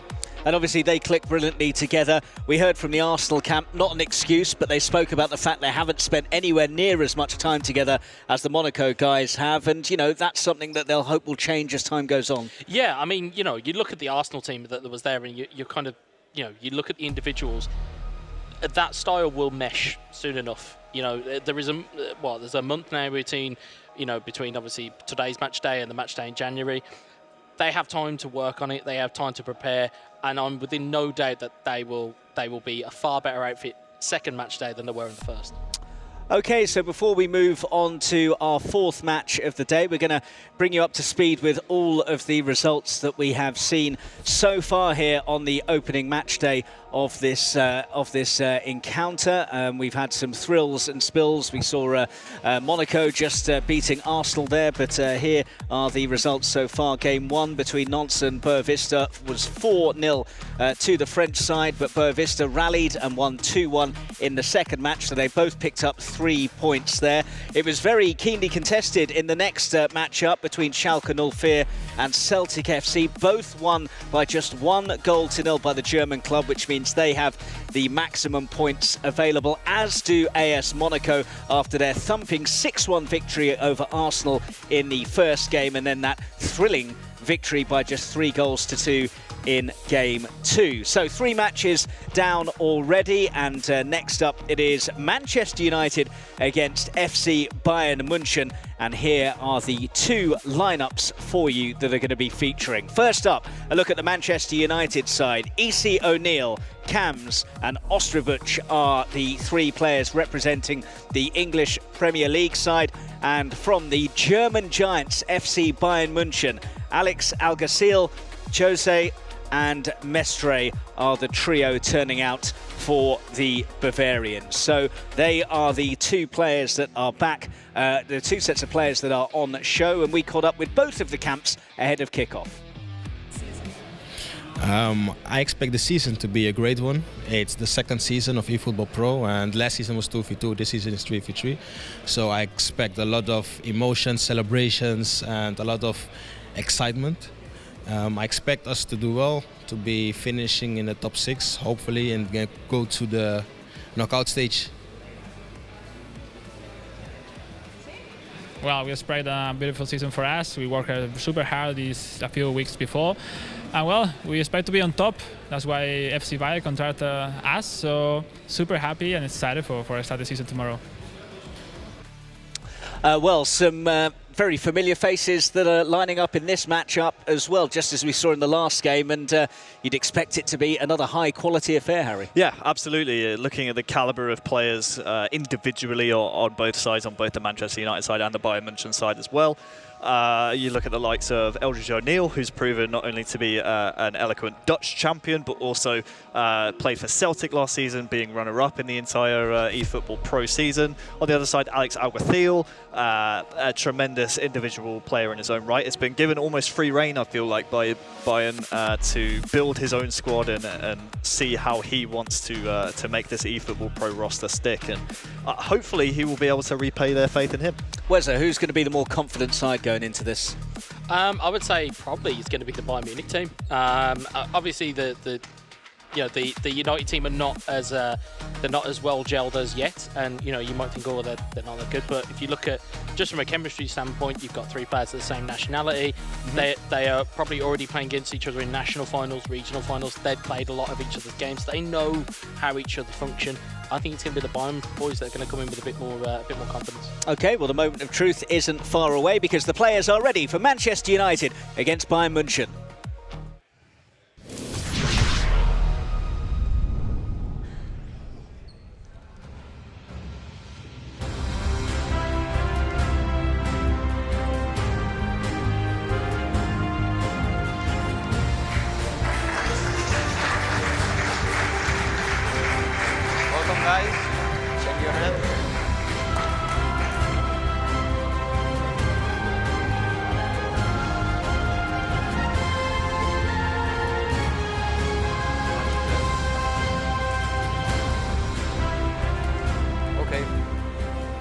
Okay, so you can see the 2 teams lining up there, and got some coaching going on behind the Bayern side as well. Matthias Luttenberger is going to be in attendance behind them. That's something of interest, isn't it? Yeah, certainly noteworthy. Sometimes that fourth man can really help you see what's going wrong. Sometimes if you're in the heat of the moment, if you're in the middle of a match, you don't know what changes need to be made. You almost become tunnel visioned and short-sighted as to what's happening in front of you because you are so focused on trying to get a result. So yeah, he really could be a difference maker here as well. Yeah, because the narrow margins when they come in tactically, you pointed out substitutions have been key. Yeah, I mean, and like you said, you know, you get into a bubble. I think I spoke of this last season. You get into this bubble and this mindset of, I've got to just play the game in front of me. To have somebody like Lutty on that sideline and to have his experience to back up an already experienced Bayern Munich team is going to be massive for them. On the flip side, you've got the United team, you've got Cams, you've got O'Neill, and you've got Ostrubuch, who are again quality players. So it's just going to be a fascinating game. There is no easy games in eFootball.pro, and this is proving that. 2 big clubs and obviously 2 new names as well that have entered the fray. Yes, of course, yeah. A new eFootball partner club for 2020 is Manchester United, of course, and Bayern München not playing in the eFootball.pro League last season either. So you're right, two massive clubs moving into the space where the competition is so tightly fought, and I wouldn't be surprised to see, you know, the exact same happen in this match, being a very tightly fought affair. We've seen some very different types of matches so far, Wes, in terms of the way that they've played out. In the last game, we saw a pragmatic approach from Arsenal that nearly got them over the line, but Monaco's quality told in the end. What do you think about this one? I think if you're looking at it from an outsider's point of view, I would say that it's Bayern that are the favourites here, and I think it's more a case of their type of play. Tiki-taka will lend itself quite well to Bayern's actual squad itself. I think United, they're going to look for more of a counter-attack here. I think we saw from the gameplay there, you've got Chong that's going to be on the right-hand side, who's going to be full of pace, full of running. So, you know, you're going to have a lot of people. You have a lot of people who are going to be looking for those outballs. Outballs have been the key for this. I think Rashford, if he proves to be playing, will be a massive outball, as will Martial if playing. You can see at the bottom there for the latest eFootball.pro news, results and more. There's the website address, eFootball.pro.konami.net. Okay, the lights are dimming, which means I think we're pretty much ready for the action. Your commentary team is Wezza, but first of all, it's Harry Channon. Thank you, Mark. Manchester United versus Bayern Munich. 2 debutantes of the eFootball.pro system. A couple of familiar faces on both sides. Obviously, Eldridge O'Neill captaining Manchester United, as we spoke about before. Multiple Dutch champion, placed 2nd last season with Celtic. Do you feel like it's his role in this team to really lead from the front and try and build his squad's morale and momentum around him? Yeah, I mean, we know from previous seasons and previous tournaments, we've seen that we've seen O'Neill be that focal point for his own co-op team. So I think from here it will be the heartbeat of a team, and a lot of good things will flow through. But of course, Cams, Ostrubuch are no slouches in their own regard. And again, similarly with Bayern, you're looking at Alex to be the kind of the leader. But again, Matchday and Jose, no slouches, so it's going to be a fascinating go. As Goretzka just follows its way through. So we are well and truly into game number 1. Game 1 of 2 between these two clubs. Bayern Munich attacking in their Bavarian red strip from left to right. Manchester United from right to left. Here is Marcus Rashford. Tackled well by Goretzka, but all only goes as far as Greenwood. Mata looking for support. Here is Mata. Finds Pogba to Chong. Falls well for him. Marcus Rashford in and amongst them. Ball is everywhere. Is that a penalty? It looks like it. I think the referee has pointed to the spot here. First pen of the season. Who will guess right? Goalkeeping duty, Manuel Neuer, one of the best penalty savers. Certainly one of the best goalkeepers in the world. Marcus Rashford stepping up for Manchester United. Their first goal is just crept in from Marcus Rashford.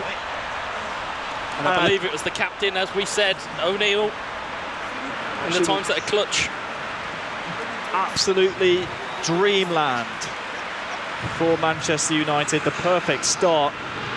It was a dog pile in the middle that led to this penalty. Rashford fouled, stepped up, lovely run up. Oh yeah, so close, he gets the right way, but that power from Rashford. Alex Alguacil not happy with himself, and his Bayern Munich squad find themselves It looked like a Royal Rumble for that penalty decision rather than a football game. From the top rope. Bayern Munich then. Let's see what you're made of. Lewandowski to Perisic, lovely.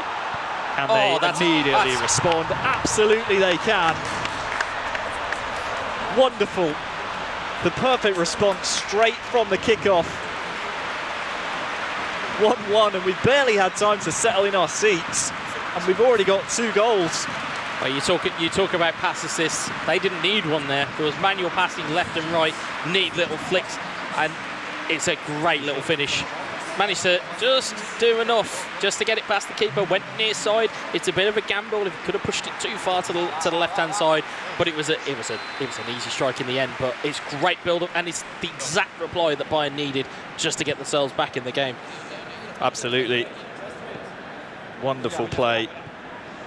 3 first-time passes in a row from Bayern München. And they will make amends for the penalty they gave to Manchester United. Greenwood found by Rashford on the left. Mata once again in support. Pogba coming over. This is almost a mirror image of how they won their penalty. Goretzka clearing the lines, but this is what we want to see out of the opening 15 in-game minutes, attacking from both sides. Manchester United back onto the attack. Javi Martinez tries to get it clear. A nice acrobatic, I suppose, header. Improvisation there. Very improvisation. Excuse me. Big bit of improv. Let's simplify it. And that will clear the lines. Phil Jones finds Chong. Who also finds Rashford on this right-hand side. Onside, as you say. Chong in support. Mata there as well. Looking for Pogba. Oh, that's a super finish. Wonderful. It counts with a header, and he's very appreciative of that pass. You can see there, big smile on the Frenchman's face. Absolutely. Using the height of Paul Pogba, and the Red Devils are back in front. It was a wonderful find. We'll see it again in just a moment, but the movement from Pogba really to get in front of his man, and with a man like Pogba, who is as tall as he is, you would bet he would score that 10 times out of 10. Let's look at it again here, Wes. Yeah, I mean, it was a great little bit here. Again, Chong with the ball in. It's a lovely find, and again, the defence found flat-footed. Pogba there to stick it away, and, you know, like I said, it's quite... It's an easy type of goal. When you make PES that simple, goals like that are very simple. And it's...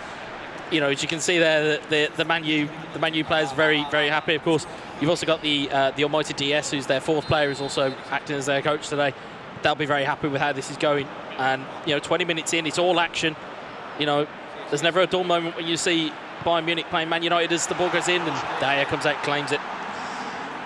Jose, the captain of Bayern Munich, it's got to be said, maybe found wanting controlling Pavard for that goal, failing to get into position or failing to mark Paul Pogba at all. Let's see what they can do to try and rectify that. Lewandowski to Javi Martinez. Excuse me, put my teeth back in. Javi Martinez as the ball cleared up the pitch by Manchester United. Chong now. That's Greenwood out on the left-hand side, and he will be found. Mata with a lovely run through. Pavard in the end able to cut it out. Lewandowski with a supporting run, played smartly back though to Martinez. Oh, well, Austria with the fashionable clearance. It's one way to do it. Lewandowski, bit of a jumble up in the middle. Xerxes over here with time and space. Perisic, Lewandowski looking for the man in the middle. Great covering though, it's got to be said. All three members of Manchester United there getting across and preventing that pass with finding any way through their defence. Throw in now in the final third. Lewandowski's the target. They do find him, but cleared in the end.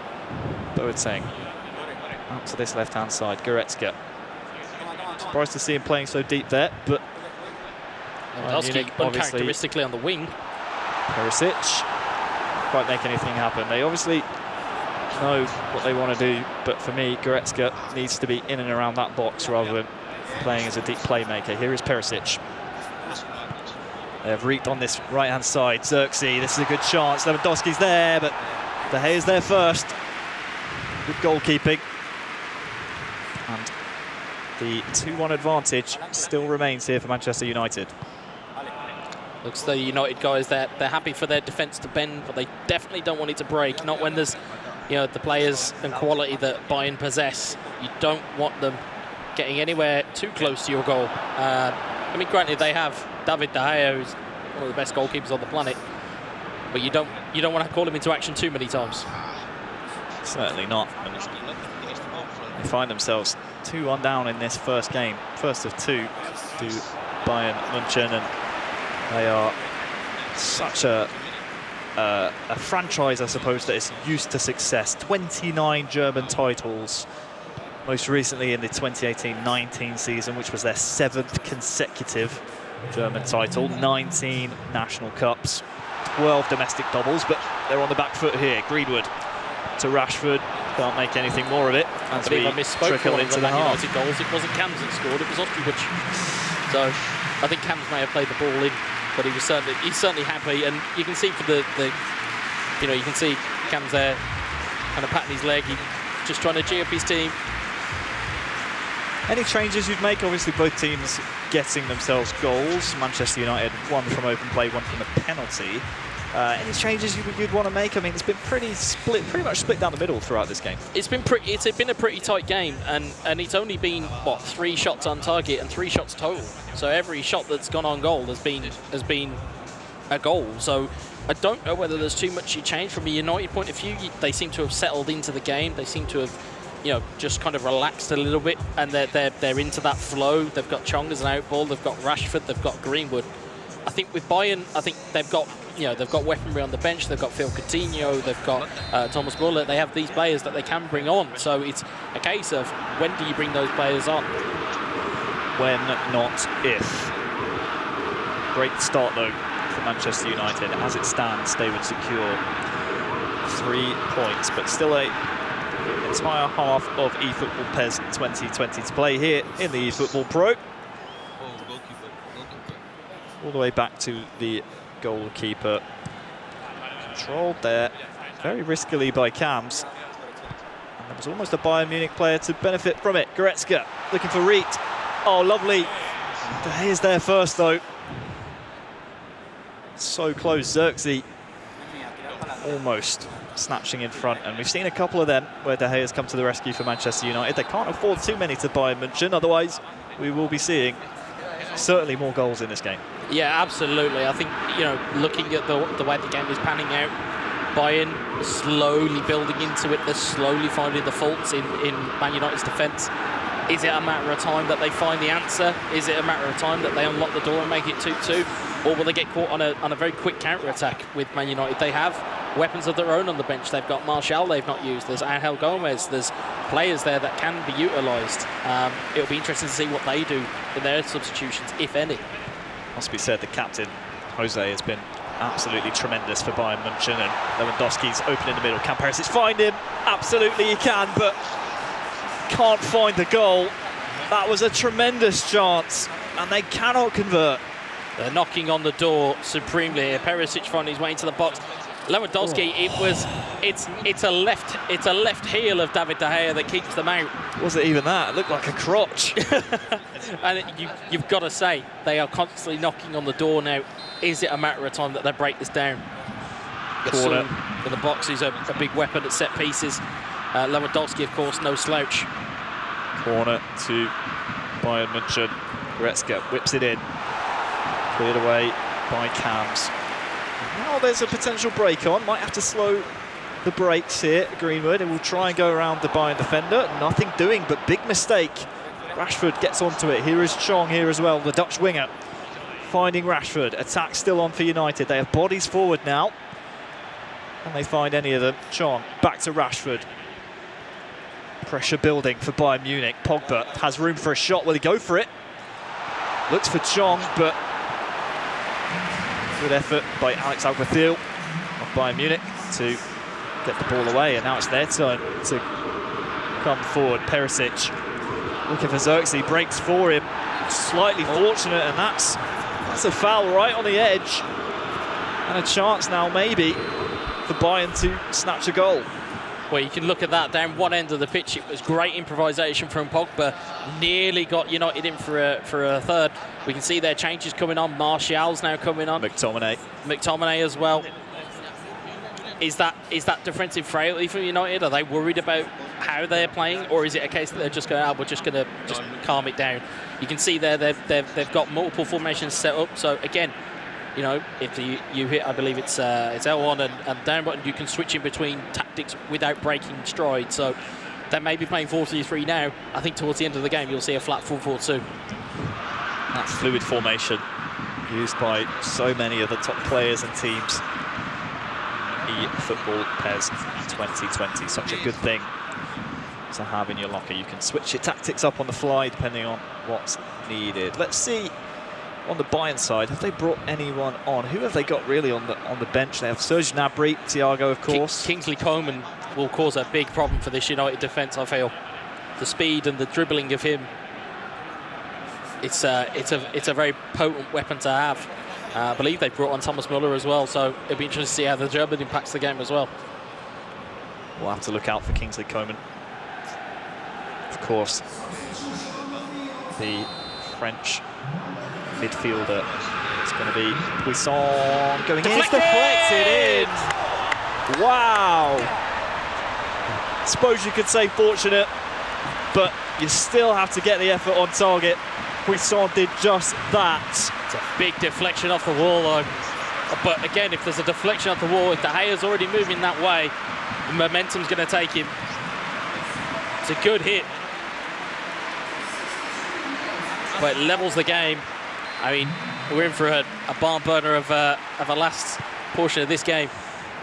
Is that the goal that Bayern München needed? We will restart here in this second half of just the first game. 4 goals. Here is Kingsley Coman. Has Lewandowski in front of him, but Lindelof will come across to cover. Unfairly adjudged by the referee. So then, who wants this game? Who wants to steal the 3 points away from the other team? I feel we're not done goal scoring just yet. Thomas Müller has Reed there and Coman as well, but just too much to ask for from Reed, and it will be a Manchester United goal kick. Well, knowing these two teams the way that I do, nobody's going to be happy with a point. So I think we're going to see gilt-edged chances right at the last, and it's going to be that really decisive moment. I think there'll be one really clear-cut chance that will will provide an opening, and it's whether either team, whoever gets it, whether they take it or not. 20 in-game minutes to steal some points away. Thomas Müller trying to find Javi Martinez. Martial. That's the Nemanja Matic in support. Wants to look for the man up front, but that's going to be acrobatically swept away. Bit of a cagey affair so far since the changes. Poisson trying to find Lewandowski, but again, just a little bit overhit. And now it's potentially Manchester United's chance to attack. Relying on Rashford to try and win that header, instead overturns possession to Bayern. Here is Kingsley Coman. Thomas Müller. Oh, that's a clearance from Osterbuch, which will be a gift for Bayern. Can they grab anything from this corner? It's one more opportunity to get the ball into the box. It's one more opportunity for a chance. Look out for Coman and Lewandowski. Looks like it's going to be Müller to whack it in. Looking for the back post of Lewandowski. Nothing doing though. Pavard looking for Lewandowski again, but cross doesn't even come in. Boateng steadying the play at the back, retaining possession for Bayern, and that's something that they have somewhat struggled with so far in this game one against Manchester United. And that's a poor pass. Looking for Coman, but only finds a Manchester United man. On ball for Rashford. Oh, bit of improvisation. Is it going to go in? Wow! Look at what it means to Eldridge O'Neill. He and Cam standing up, and it felt like an eternity it took for the ball to cross the line. I thought there might just be a last gasp clearance. Neuer is absolutely furious. That's the problem when you play a sweeper-keeper position like Neuer does. We'll see it again in a second, Wes, but that's route one. That's tremendous, and Manchester United might have just stolen the 3 points. Well, it was a great bit of improvisation. It's a hopeful through ball, but it's brilliant for Rashford. It's the lob, it's the manual lob, and not only that, it's like you said, it agonisingly trickled into the net. Like I said, it's a bit of a ball that you just plain hope. You know, it's you know, in NFL, it's the Hail Mary, and you've done that there, and again, it was the wherewithal to hit the lob. Some people would have snatched at that and just volleyed it. Instead, it was the calmness and peace of mind to be able to just lob it over the keeper. And it's stunning from United.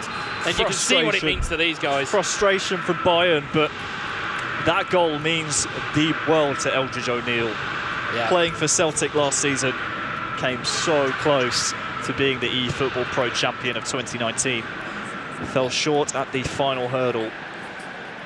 He wants to get off to winning ways. A winning start here in the eFootball.pro would certainly lift his spirits and lift his hopes going into next year's fixtures.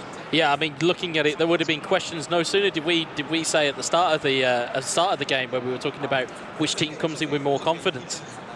If anything, United have completely turned this tie on its head, and to potentially be walking out with 3 points in a situation they weren't necessarily the favourites in. Hats off to them for the performance they've put in. They've made subs at the right time. They've made tactical switches at the right time. But still, there is enough about this Bayern team that there's enough weapons there to really, really pack a punch in the final. What, we on 8 minutes? There's enough in the locker there, and there's enough there to be able to really impose their will back on this game. But it's going to be a tough ask.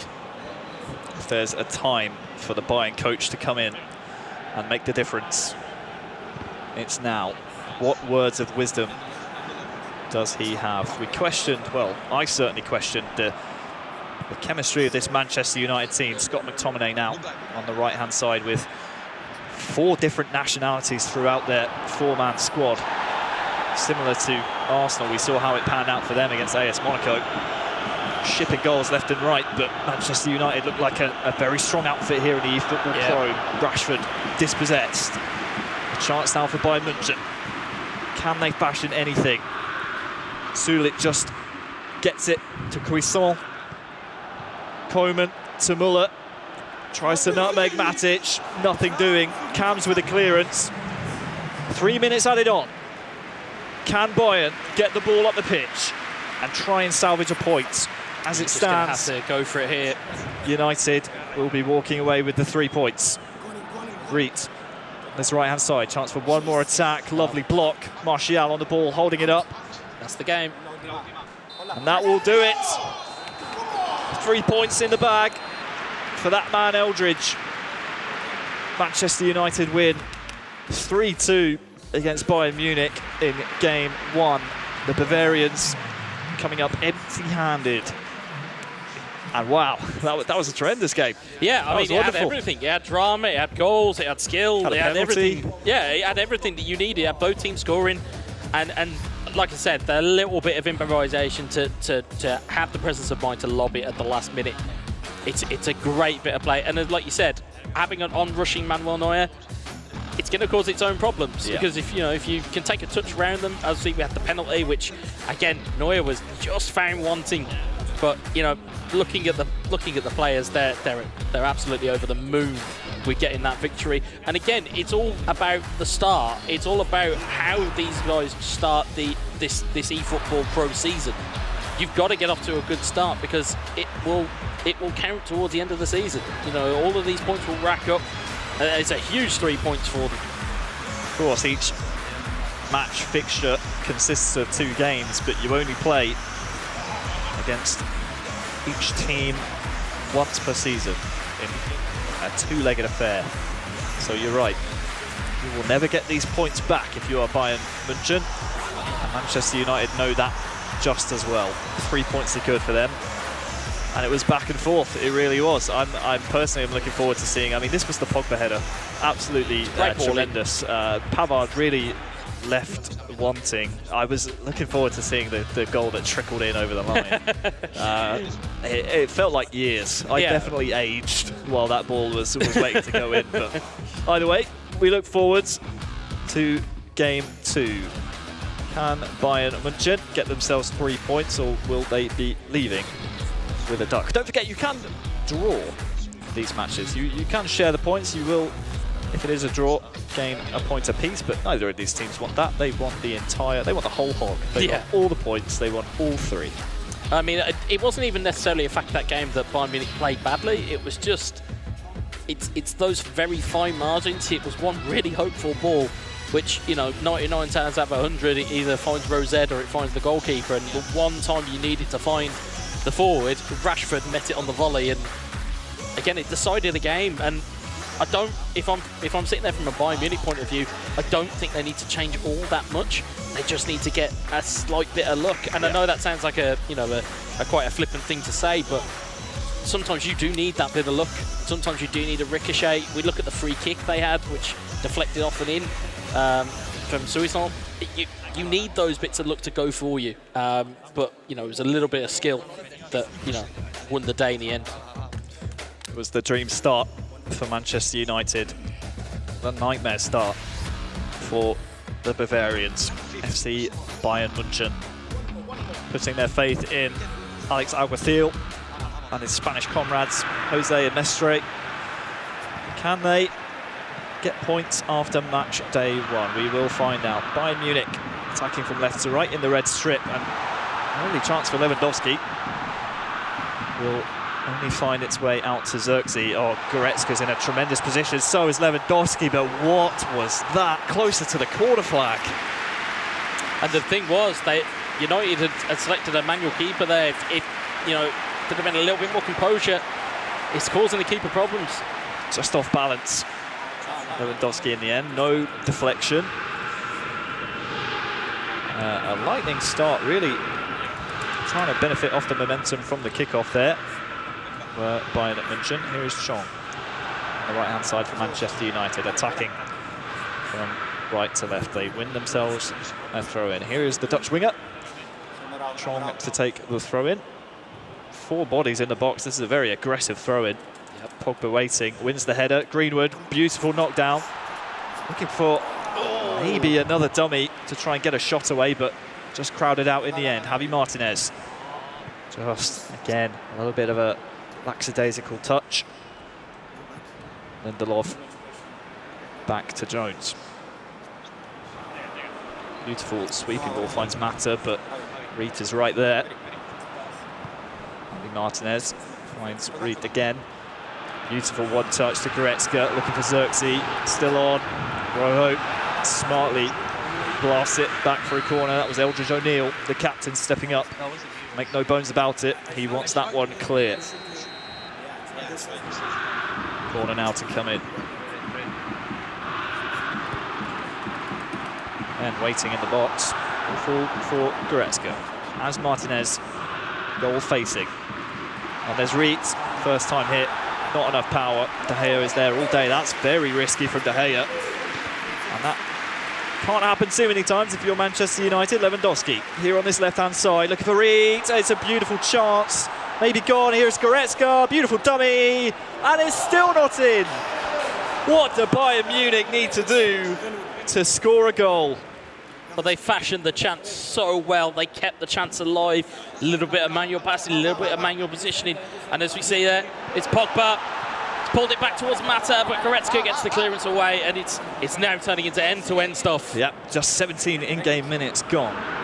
Feels like we've played 5 games of football pairs already. Alex Alguacil with the clearance has led to this position up the pitch. Goretzka now with men in front of him, has Perisic on the left, goes down the middle to Lewandowski, nothing doing. Updated assist rankings, I don't think anyone will be catching his Maccabiel today. Obviously we still have FC Barcelona taking on Juventus as our final match here of Matchday 1 in the eFootball.pro, so there is still a chance. There's Maccabiel with his 6 assists, certainly looks like he will be running away with the assist lead out of match day 1. Here is Mata, found by Rashford. Pogba. A lot of time gifted to Manchester United players on the ball by Bayern Munich. Not sure if this is a correct strategy for them, because players like Pogba can pick a pass. Try saying that 10 times fast. Here is Lewandowski. Goretzka finds Reed. This is good first time passing. Xerxes just a little bit too slow, and De Gea comes out to claim that one. Very contrasting styles there, though, it's got to be said. I mean, Manchester United waiting for the perfect pass. Bayern Munich playing tiki-taka, first time pass and move. We'll see it here again, no doubt. Ivan Perisic to Lewandowski. Now finds Xerxes, but good covering by the Man United defence. I think part of it is United understanding, one, their own limitations within their team, and also understanding the plus points of Bayern Munich's team. I think they'll probably be surprised to not see Koeman starting. They'll be surprised not to see Müller starting. And ultimately, they kind of are allowed a little bit more freedom. You can see that Man U are being far more direct than Bayern, but it's paying dividends. A direct ball, as we saw from the Monaco game earlier, a direct ball is not necessarily a bad thing. If you have a focal point of attack through, use them. You know, they've got Rashford, you know, like I said, they've got Martial, they've got players that they can utilise with that position.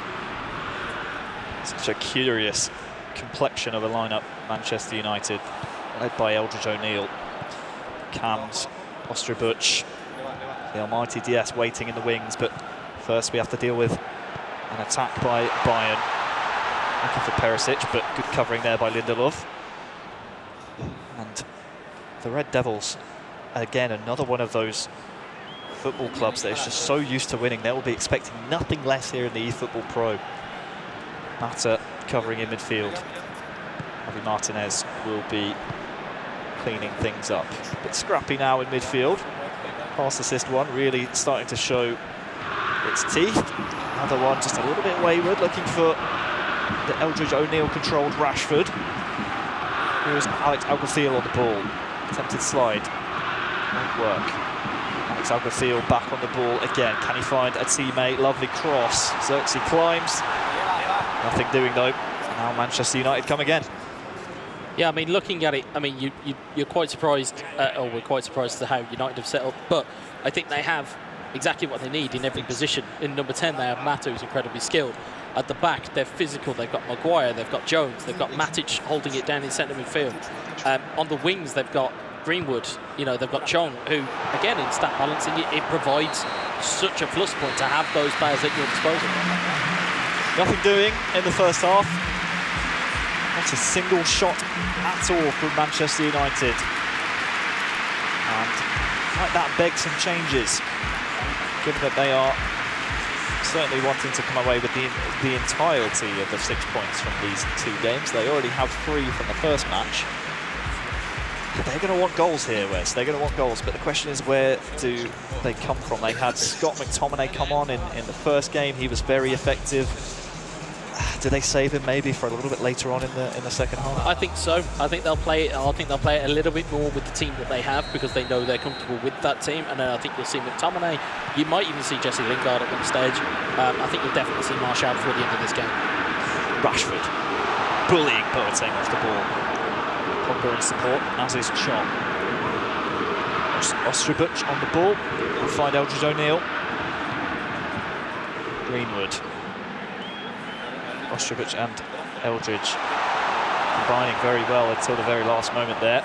And now it's a chance for Jose and Bayern München to come away with the ball.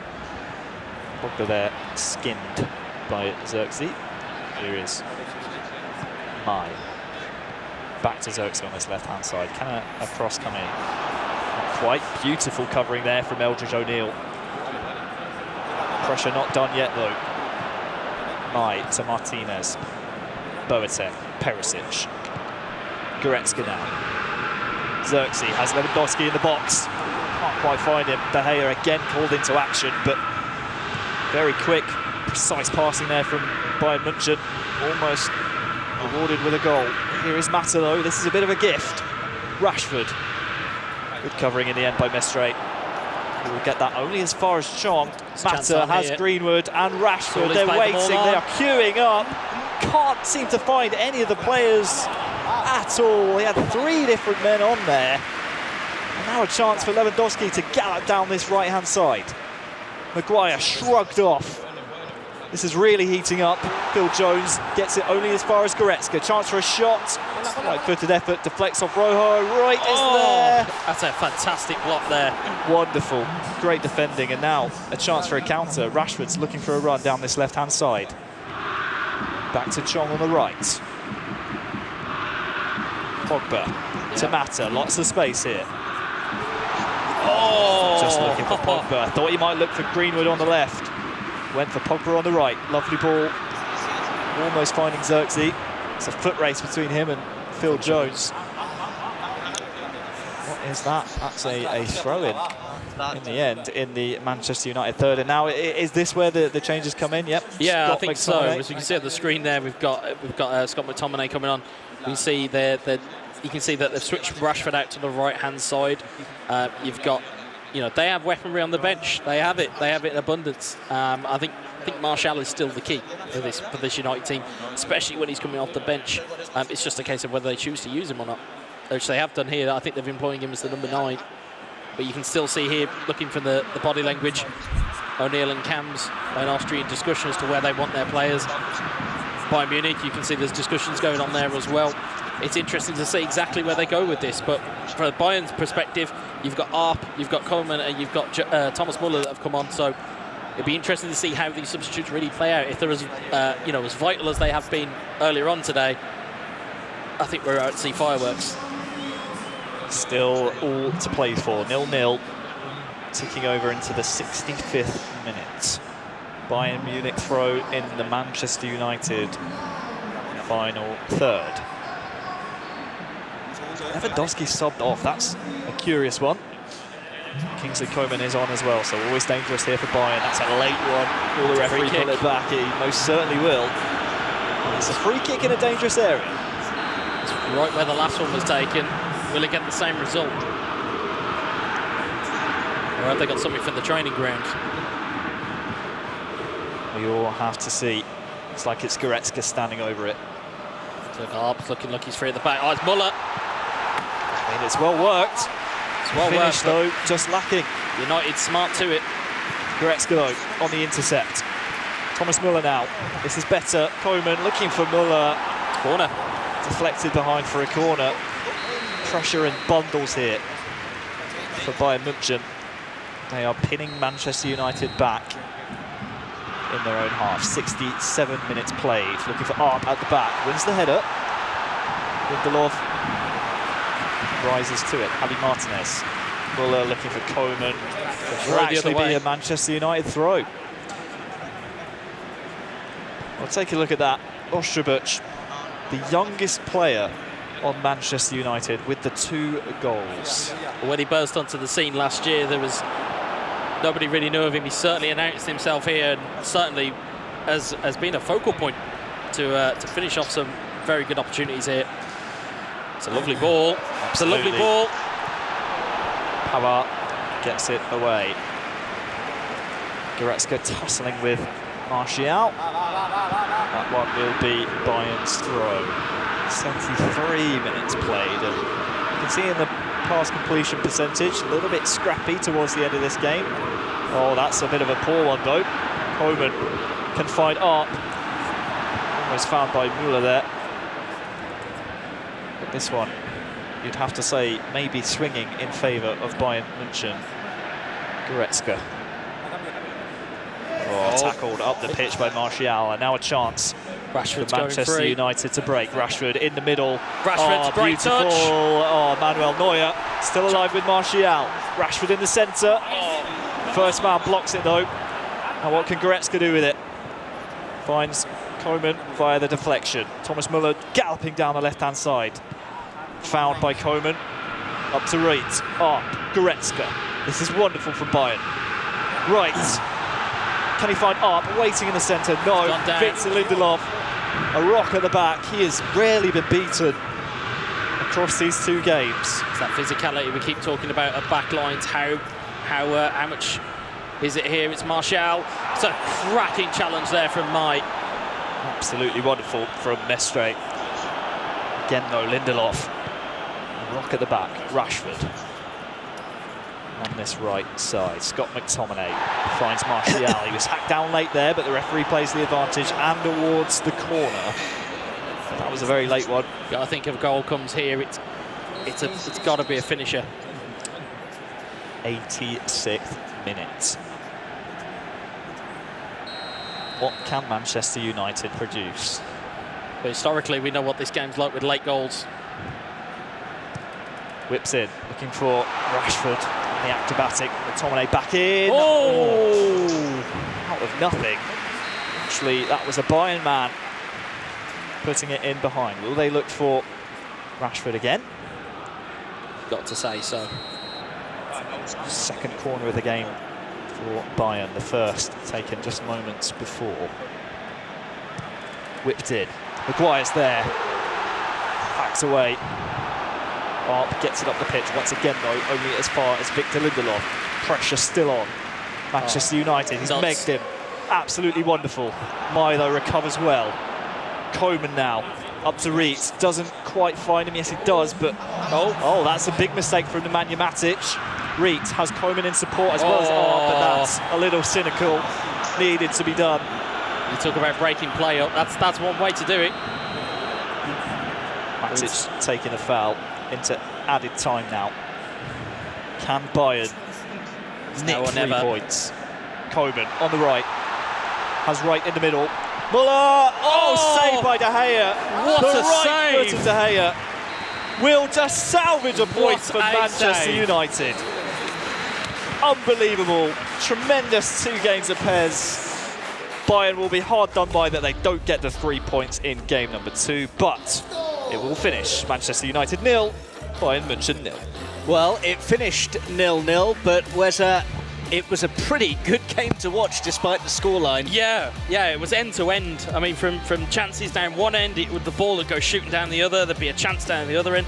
It was brilliant to watch as a neutral. A save at the end though. The bicycle kick from Muller. David De Gea equal to it. Fantastic save. We saw in the first match, you mentioned the goalkeeping of David De Gea there. At the other end, Manuel Neuer, he was at fault arguably for 2 of the goals. Yeah, I mean, it's a tale of 2 goalkeepers. You had one that was pulling off outstanding save after outstanding save.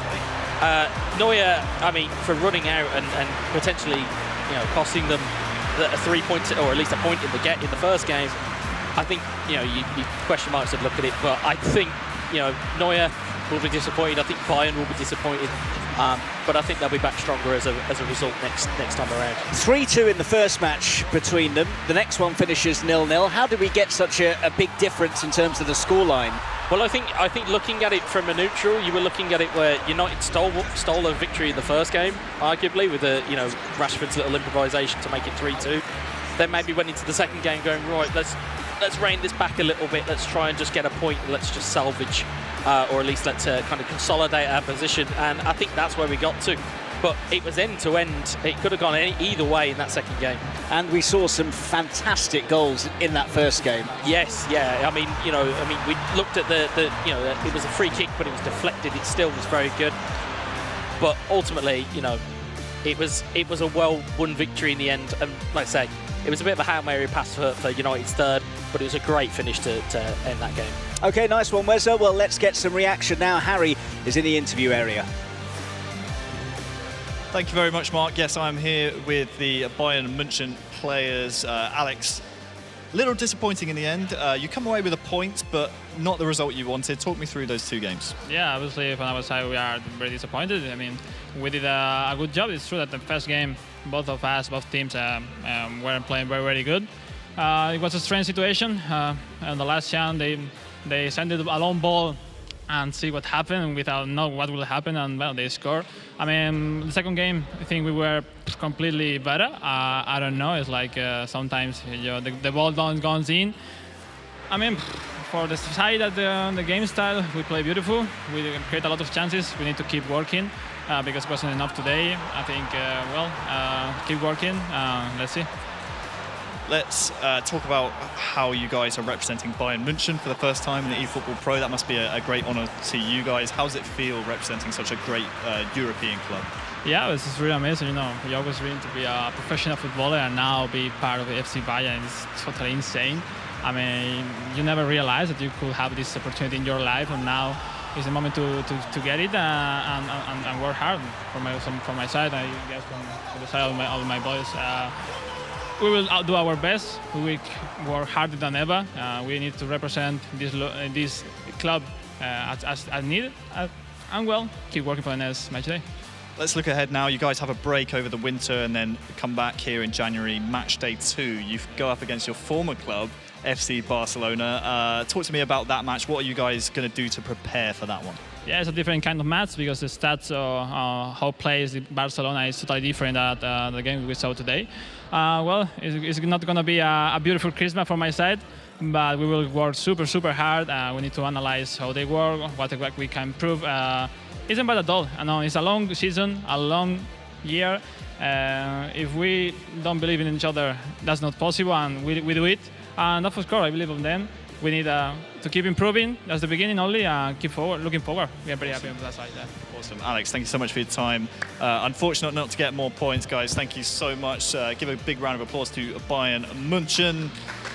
Let's bring in the Manchester United players and my man, Eldridge O'Neill. How does it feel, my friend? First of all, let's talk about you guys getting 4 points. You won the first game. It was a great game of PES across both games. How does it feel getting as many points as you did after those 2 games? Yeah, it feels great. We are very happy because Bayern Munich is one of the top teams and probably one of the title contenders. So before we started, we said we want 6 points, but we'll be happy with 4. And now we got 4, so we are happy. So it's a great step into top 6 and a great start of the competition. How does it feel to be representing this club right here, Manchester United? I know you made the switch from Celtic last season. You came so close to winning the eFootball.pro entirety. Do you think you could do it with Manchester United? It's possible. We have a great team and it's a mixed team of experience and youth. Nikolai, 16 years, comes played for 10 years, Vishal as well. Everyone has played on the highest of level, and I hope we can win it with this team. And to represent Manchester United, one of the biggest clubs in the world, man, it's a dream. When we went to Manchester and we were there, man, all of us were happy, excited. We couldn't sleep. Some of us slept 3 hours, 4 hours. It was a training camp, but it was very busy. We didn't even do that much, but we were so tired because we didn't sleep much because we are so happy to represent this club. Match day 2 after the winter break is in January. You guys face off against another club. First of all, who is that club? Second of all, what are you going to do to prepare for match day number 2? I'm not sure. I think it's Arsenal. So it would be England derby, a rivalry between two clubs that has been, it dated from 10 years ago maybe, but it will be hard because Christopher is their captain and he's very strong tactically wise. They lost against Monaco, but Monaco is a very strong team. We will see. We will prepare ourselves, you know. We will enjoy this moment for a few days and then we prepare for Arsenal. And there's actually no way to prepare for Arsenal because tactically wise, he always changes something. So you cannot play one formation against them. You have to adjust during the game, see what they do and respond accordingly. Awesome. Eldridge, Manchester United guys, congratulations on the points you just got. Let's go back over to Mark and Wes to break down our final game of the night. Yeah, thanks very much for that, Harry. Before we move on to match 5, just some thoughts about the post-match interviews there. Two familiar faces in Eldridge O'Neill and Alex Alguacil. Eldridge, first of all, saying that 4 points beforehand they would have happily taken. Yeah, I mean, a lot of these clubs will be looking at it going, so long as we can finish top 6, I think a lot of clubs will be looking at that as their minimum. So to get 4 points in the fashion that they did against the club that they did, I think is going to be vital for them kind of later into the season. It puts a little bit less pressure on them going into future match weeks. And as for Bayern, we heard Alex saying that he still feels that it's a bit of a work in progress at the moment, which I think is fair enough. Yeah, I'd say that's a fair enough. In terms of team chemistry, they'll be there or thereabouts in terms of how good they are as a trio. And I think getting to grips with the stat balancing or the uniform ratings of Bayern Munich is going to be a task in itself. You could look at some of their personnel choices and go, maybe Koeman from the start, maybe Müller from the start, because they seem to be a lot better when they had those players on the pitch. So you could look at it, and they've certainly got to go away. They're going to have as they said, they've got a long Christmas. They've got time to figure this out and to put that kind of Bayern puzzle back together again. Okay, one more match left to go, but before we head to that, remember that this season eFootball.pro has awards for each match day for both the MVP and the best goal. You can see just down there the awards and the totals that are on offer. We'll give them at the beginning of the following match day. But to bring the curtain down on match day 1, a real blockbuster affair. It is FC Barcelona against Juventus, and here are the players that are on show. We're starting with the FC Barcelona lineup. Gui Ferrer, Henriquinho and the Palmer are the trio representing the Blaugrana. Looking at their opponents from Italy, Eterito, Luca and Los Scandalo are the 3 on show for the Bianconeri. Well, we talked with both camps ahead of kickoff, and this is what they had to say. We want a good result in this season, and we will give our best. Okay, so I play for Juventus FC with Luca and Renzo. We are 3 Italian, and I think we can win the competition because we have the chemistry for win this, and we have a good style of game, and I think we can win the title. Well, somebody a while ago said that Eterito's a bit like the Messi of PES. Where do you stand on that? Completely agree. He really is one of those magical players that, you know, whenever you're watching a match with him in it, similar to as Maccabi of AS Monaco, there's going to be goals. There's going to be goals whether he wins, loses, which isn't often that he loses, but when he does, there's always plenty of goals in them. Yeah, he is a different talent. He is one of the most winningest, and I hate that word, but winningest players in eFootball PES history, and you're about to see why, I feel like, not only in the co-ops but in the 1 versus 1 competitions as well. I know he's a splendid player, but when I was looking through the facts and figures, this was the match, Wes, that I thought was the most evenly balanced. Yeah, I mean, if you look, I mean, I know we've just kind of spoken about Ettore and obviously that Juve side, but Barca have gone out and recruited some of the, I'd say arguably the 2 best Brazilian players that have come out of South America. Gui Ferrer is just a phenomenal player. Henriquinho is an up-and-coming Brazilian player, but has won competitions over in Brazil kind of back-to-back. he's able to put on performances. And granted, although those two normally play against each other, from the conversations I've had is that they're actually gelled together quite well. And the Palma coming out of nowhere, winning a last chance tournament to get to a world final, shows a bit of grit, shows a bit of determination. I think we're in for a box office main event here, folks. So I wouldn't go anywhere. Yeah, don't go anywhere because the match is coming up for you now.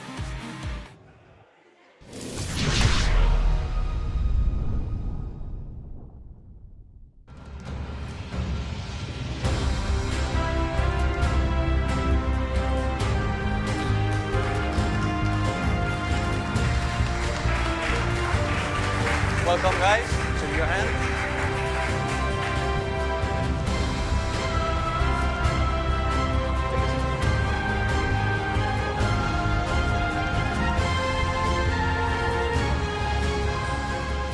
Well, the two sets of players taking their seats then, and one thing you mentioned, Weza, that I wanted to pick up on is the South American players. And when it comes to PES, do you notice cultural differences if players are coming from different continents in their approach and their gameplay?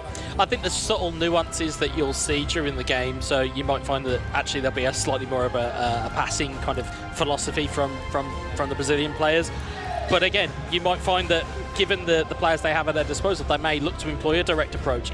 It all really depends on what they do in this screen here. This game plan screen is kind of where most games are won or lost. You know, and it's going to be fascinating to see how they set up, whether they set up with Suarez, whether they set up with Griezmann. How are they going to set up here?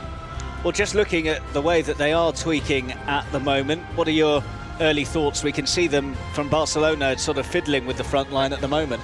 Yeah, I mean, you can see there both teams are looking for a little bit more of a narrow 4-3-3. It's been a kind of a staple of competitive PES, that formation, for quite a few years now.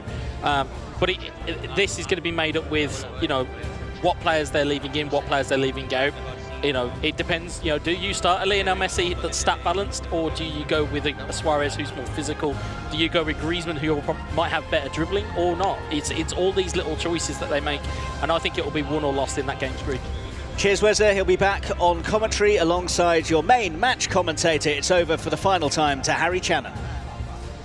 Thank you very much, Mark. And I'll tell you what, this is a titanic affair. I mean, when you look at these two clubs in the footballing world, very few have won more than these two. And no doubt in eFootball.pro, they're going to be looking to be doing the same thing. And similar to how we saw earlier on Monaco versus Arsenal, even all the games today, I feel like we're going to see goals in bunches from both of these two teams. Yeah, I think we're going to see some drama here. I think, as I said, it's box office. It's the main event, and to be honest, I think it's there for either team here. You know, you've got Ronaldo, you've got Dybala, but on the other side you've got Messi, you've got Suarez, you've got Griezmann. It's littered with players of quality. Douglas Costa will probably be called in. Juan Cuadrado on right wing will probably be called in. There's so many good players here, and that's just the squads that are on the screen. Yeah. If you look at the squads who are in charge of those players, you've got Guifera, Henriquinho over the Palma, a young unit, but they are looking to be phenomenal players. And then on the other side of it, like we've mentioned before, you've got Ettore, you've got Luca, who is El Destrutio. He's a great number 2 to have for Ettore. He knows his game inside out. And then you add in Lascandlo, who's a bit of an X-factor, and Renzo might come up trumps here. Kick-off then. And the final match of Matchday 1 here in the eFootball.pro. Juventus kicking from left to right against Barcelona, the Catalan club. In the bright yellow and blue shorts. From right to left is Barcelona. Here is Paulo Dybala for Juventus. Can't quite get that one under control, and we did question whether or not you might start a Lionel Messi in stat balance mode, but Barca have started with him. And another player we queried whether or not he might be a super sub or a player that you start with, Juan Cuadrado starting, and here he is. 30 yards out, tackled early, but Paulo Dybala is almost able to recover, but can't quite. Here is Pjanic covering to start with Sergio Busquets. Paulo Dybala trying to find Douglas Costa. Cristiano Ronaldo, Douglas Costa there again, almost in and amongst the mix. Neto, though, will just about keep it in. And early signs of a threat from Juventus. Obviously have such a solid Italian player base around them. Especially when you look at Eterito, heralded by many as the greatest PES player there is. And on the other side, though, the captain, Guifera, is one of the players to have beaten him to a world title back in 2017, taking his opponent down 2-1. So this really is a clash of the titans and a very tight affair, as you and Mark in the pre-game alluded to. Here is Luis Suarez with Guifera. Will just pop out of play for a Barcelona corner. What can they conjure from this? Will be an in-swinger. Might be looking for Luis Suarez at the back post. Potentially Messi at the front. We'll see what happens. Swung in, played short actually to Messi, finding, thought that was Suarez, but in the end it was Vidal. Dybala trying to find some kind of outlet for Juventus, nothing doing. Suarez on the ball. Was he tackled fairly? Referee says yes. Douglas Costa. Dybala, Cuadrado combining. Warren Ramsey even on this left-hand side. This is through if they want him. We'll CR7 though. Cristiano Ronaldo looking for Douglas Costa. Door shut swiftly by Barcelona, and this is a very attritional affair so far, Wes. Yeah, I mean, looking at it, you can see there Barca appear to be the more confident and the more progressive of the two. Here's Messi to Suarez, and again, that rear guard, that stereotypical rear guard of Juve, really holding fast there. And you know, they're not exactly out of this game. These guys can be dangerous on the break, as we see Cuadrado looking for Ronaldo. It's a little bit of a lucky bounce. It's out to Douglas Costa! Douglas Costa puts Juventus 1-0 up. And it was fortuitous. It was a little bit of a knock, but you have to be there to put that ball away. Goal for Juve, and Il Distruttore will be so happy with his contribution. Luca Tubelli not only clearing his lines and making the tackle at one end of the pitch, is there to tap it home with Douglas Costa at the other. Wonderful. Bit unfortunate there if you're Barcelona, maybe expecting a better tackle to come out, but Juventus won't care one bit. The old lady, founded 122 years ago, are 1-0 up within 28 minutes. How can Barcelona respond? It's going to be tough for them to do so. Vidal lets it run past him. Has Douglas Costa for company. Back heel to Suarez is good. And the combination once again on this left-hand side. Suarez trying to find Carlos Alenia. Nothing doing, but it will be a Barcelona corner. That first goal for Juventus, what effect does that have on the Barcelona mentality, especially when you have the likes of Henriquinho, you have the other players on that squad as well, like Guifera, who have played the likes of Eterito in competition before. When you know they're 1-0 up, does that affect your mentality at all? We'll come back to that as Piqué gets ahead to it. Alenia, Vidal, and Titi has Griezmann waiting. Regani though with the block. What effect does that early goal have on the mentality? Well, I think if you're Juve, it reinforces your belief that you don't need the ball that much to go ahead. For Barcelona, you'd be looking at that going, well, have we done enough with the possession that we've had? And more importantly, do we need to make a switch? And I don't necessarily think they need to make a switch at this point. I think they just need to make a little bit more of the possession they've got, the opportunities they've got. Juve, of course, they have a lot of their potency up front. They've got Dybala, they've got Costa, they've got Cuadrado, they've got, of course, notably Cristiano Ronaldo. They have that attacking flair in great supply, and it's what can Barcelona do here? I mean, physically at the back, Rugani and Chiellini or Bonucci, they're physically going to dominate the likes of Griezmann and Messi. So again, it's more a case of how do you find a way past that? Cuadrado Pjanic on the inside. Douglas Costa was making a great run. Can't quite find the feet of Douglas Costa. Griezmann trying to make something happen for Barcelona, but the midfield of Luca Di Belli, Lo Scandalo and Eserito is just suffocating. So far they've had great success in that area of the pitch. Ronaldo finds Ramsey, still alive in the Barca box, finally cleared by the captain Guifera.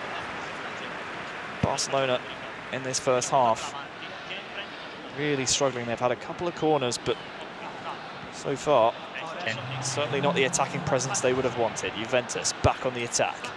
PK with a nice tackle. Oh, a bit of a mix-up though. Will find its way out to Griezmann, but not before the half-time whistle blows. A cagey affair, I want to say, in that first half. Still a lot of football to be played, but it's got to be said, left me a little bit wanting from the attacking play.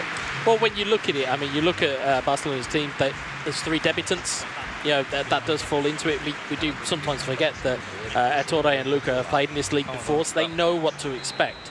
And I think that's kind of playing into their hands a little bit. They're kind of able to get their goal and go, right, what have you got, Barcelona? And it'll be interesting to see exactly how they come back from this, because physically they're getting dominated. And it's just a case of whether they can keep their cool enough. Not only 3 debutants, but also a very youthful Barcelona team that the Catalan club have fielded in this season's eFootball.pro. The eldest player born in just 1999. How scary is that? Guifera, the eldest. Here is Griezmann. Henriquinho now controlling Suarez. That one will go out for a corner. Quickly played. Messi whips it in. Matthijs de Ligt out to Busquets. Oh, it's a true hit there. Very venomous, but too many bodies in the way. Most certainly the one from Szczesny will be the one to push it round for the corner. Messi swings it in. Pjanic there straight away to block Busquets, keeping the pressure on. Alenia. Chiellini, good tackle, but at the expense of the corner. Pressure mounting now for Juventus. It's a good spell for Barca if they can profit from it. Obviously PK and Titi are going to be their options at the corner. Here is PK. Aimed at him, but can't beat out Rugani. Suarez